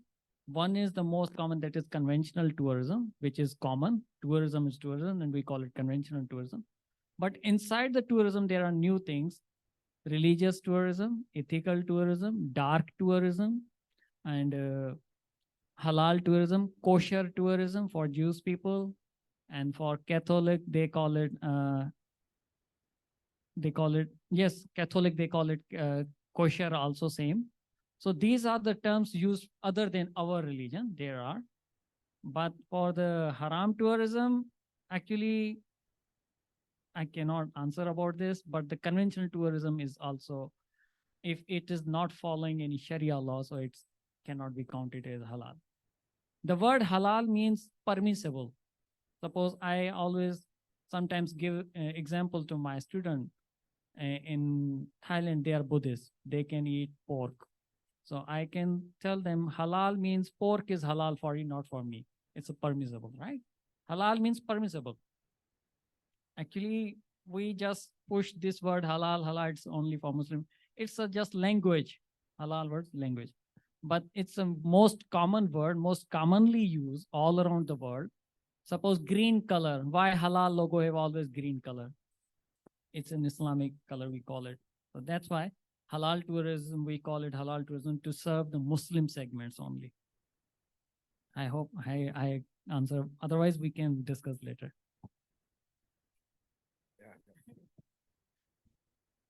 Thank you.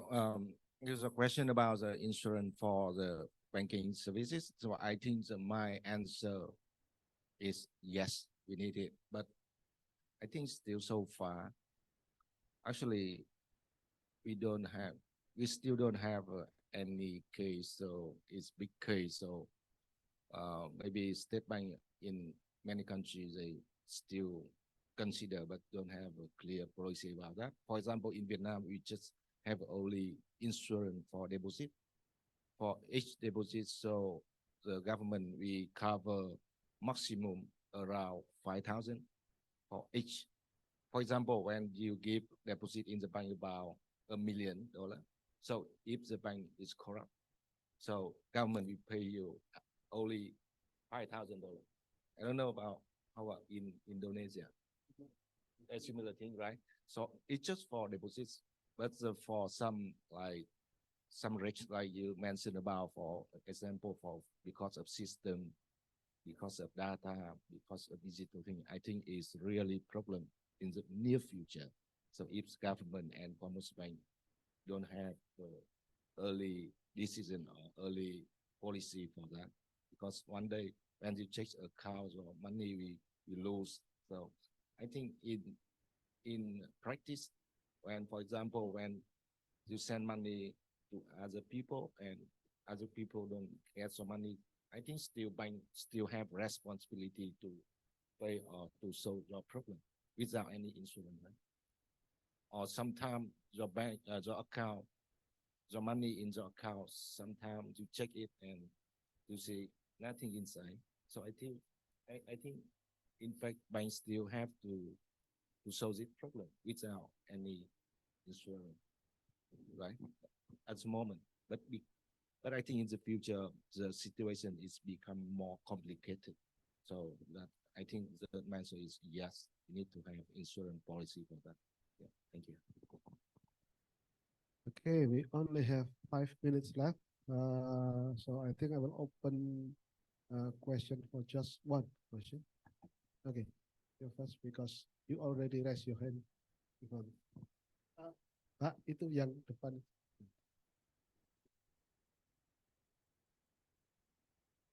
Ya. Assalamualaikum warahmatullahi wabarakatuh. My name is Muhammad Fahmi Akbar. I have question to Mr. Jumani Zulfikar about diversity in halal tourism. How does halal tourism increase cultural and ethnic diversity among Muslim travelers, and what strategies are in place to accommodate a wide range of preference within the halal travel market? How does this diversity impact the industry global appeal? Thanks. Can you repeat your question? I did not get it. How does halal tourism embrace cultural and ethnic diversity among Muslim travelers, and what strategies are in place to accommodate a wide range of preference within the halal travel market? How does this diversity impact the industry global appeal? In the case of Indonesia, perhaps.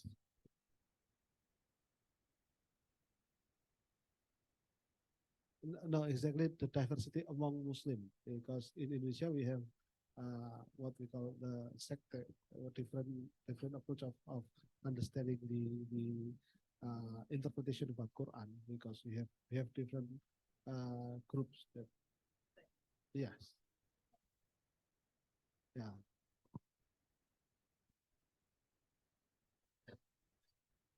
Your question is very difficult, I think. What I understand, let me rephrase your question. What I understand, to confirm the question. You mean the serving different sect of Muslims, right? Is that right question? Cameraman, please sit down, sorry. Yes, is it right? Did I understand your question correctly? It means how we serve the different sect of Muslims. Well, I would start like this. First of all, the basic requirements, okay, as per the Sharia law, is same for every sect, as per my knowledge. I'm not any alim, or sorry about that. If I say anything wrong, please correct me. The basic requirement is same for everyone, every Muslim, it's same.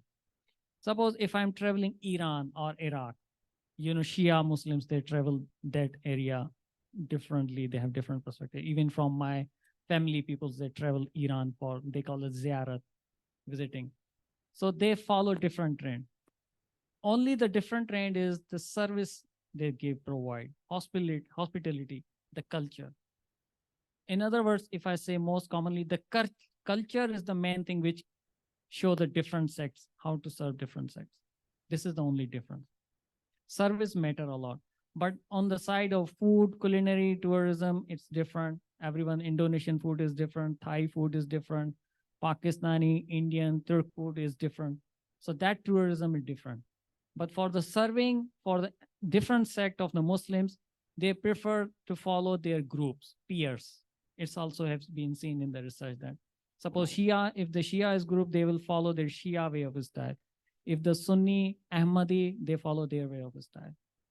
So what I understand from the question, everyone is trying to serve as a general in halal tourism. They don't want to create some groups-based serving system. If someone is going Iran, they wear hijab, full black dress, like that. But if someone is going for, suppose, Umrah or Hajj, you know, they have same color of dress, white color, like this. So serving is same on the general, but inside when you go to the different culture, they will serve you according to the culture. Okay, thank you, Dr. Ali. I think that's a great question, great answer. So regarding the question, because I think there's a different set of culture between Thailand and Indonesia related with the traditional Muslim in Indonesia. Okay, we have finished our sessions, and I think this is a very interesting and rich discussion. And we have, I think we also have many new knowledge, many new information, and I hope also that we will, Dr. Also, we get introduced by new methods of how to measure and collect the data by using big data and all the new methods related to digital economy. And let's give applause to our 4 speakers.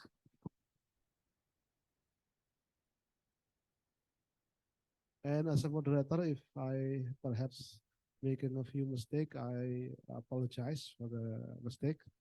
And I will return the time to the committee. Thank you. Assalamualaikum warahmatullahi wabarakatuh.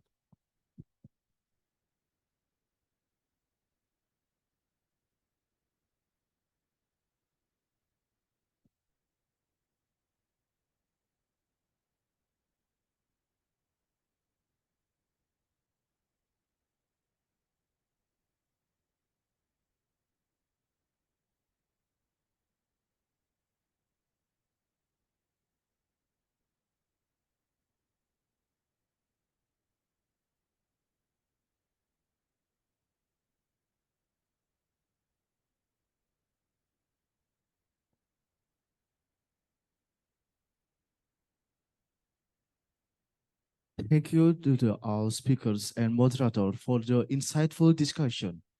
Before we move to the next agenda, I invite all speakers and moderators to stay on the stage to receive the token of appreciation.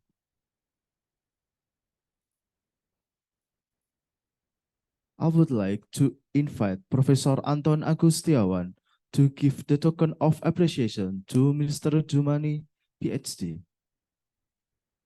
And I invite Mr.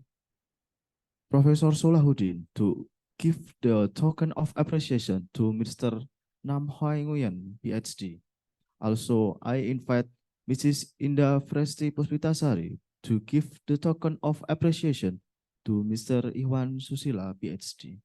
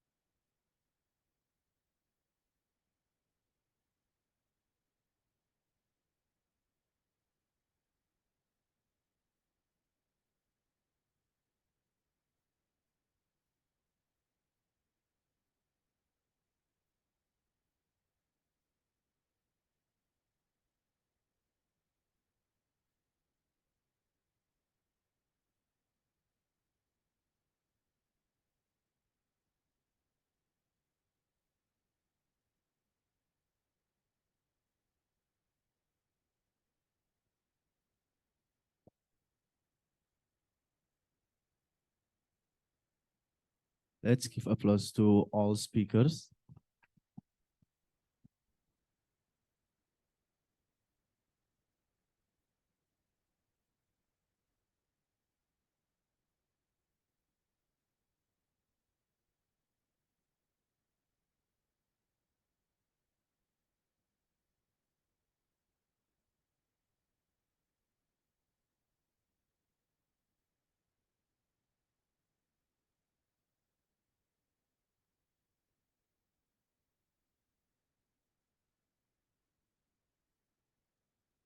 Honorable guests, participants, ladies and gentlemen, before we have our lunch break, let us announce the several information.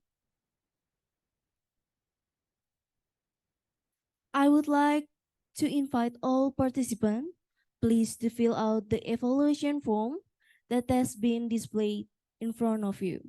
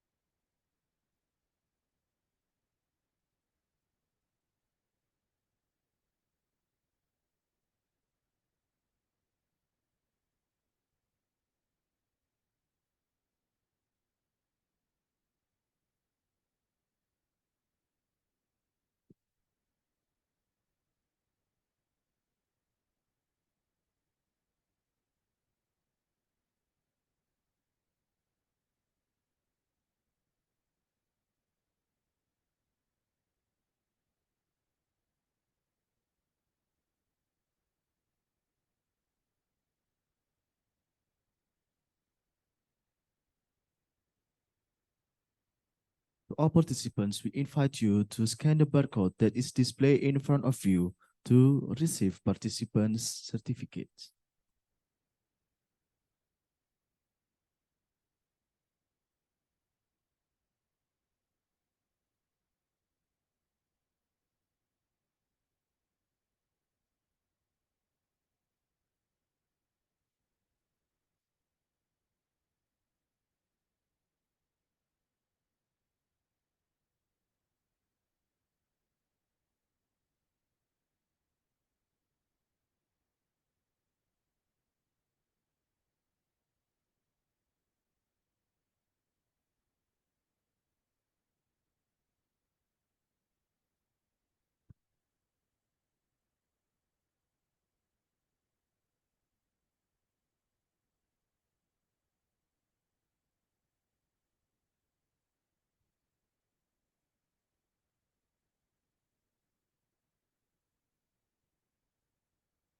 Dear all participants and respected speaker, ladies and gentlemen, now we invite you to enjoy the lunch break that's available in front of this ballroom. Please make sure to bring all of your belongings and enjoy the lunch.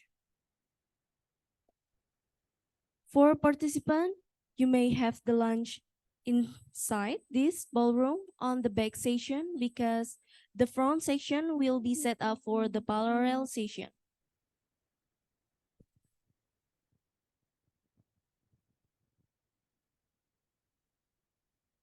Ladies and gentlemen, please be ready at parallel room at 1 p.m. because the parallel session is going to start at 1 p.m. sharp.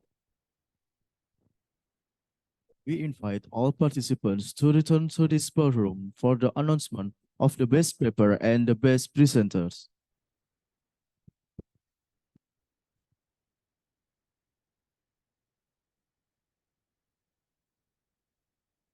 For participants who join via Zoom, I invite participants to join the breakout room that has been provided.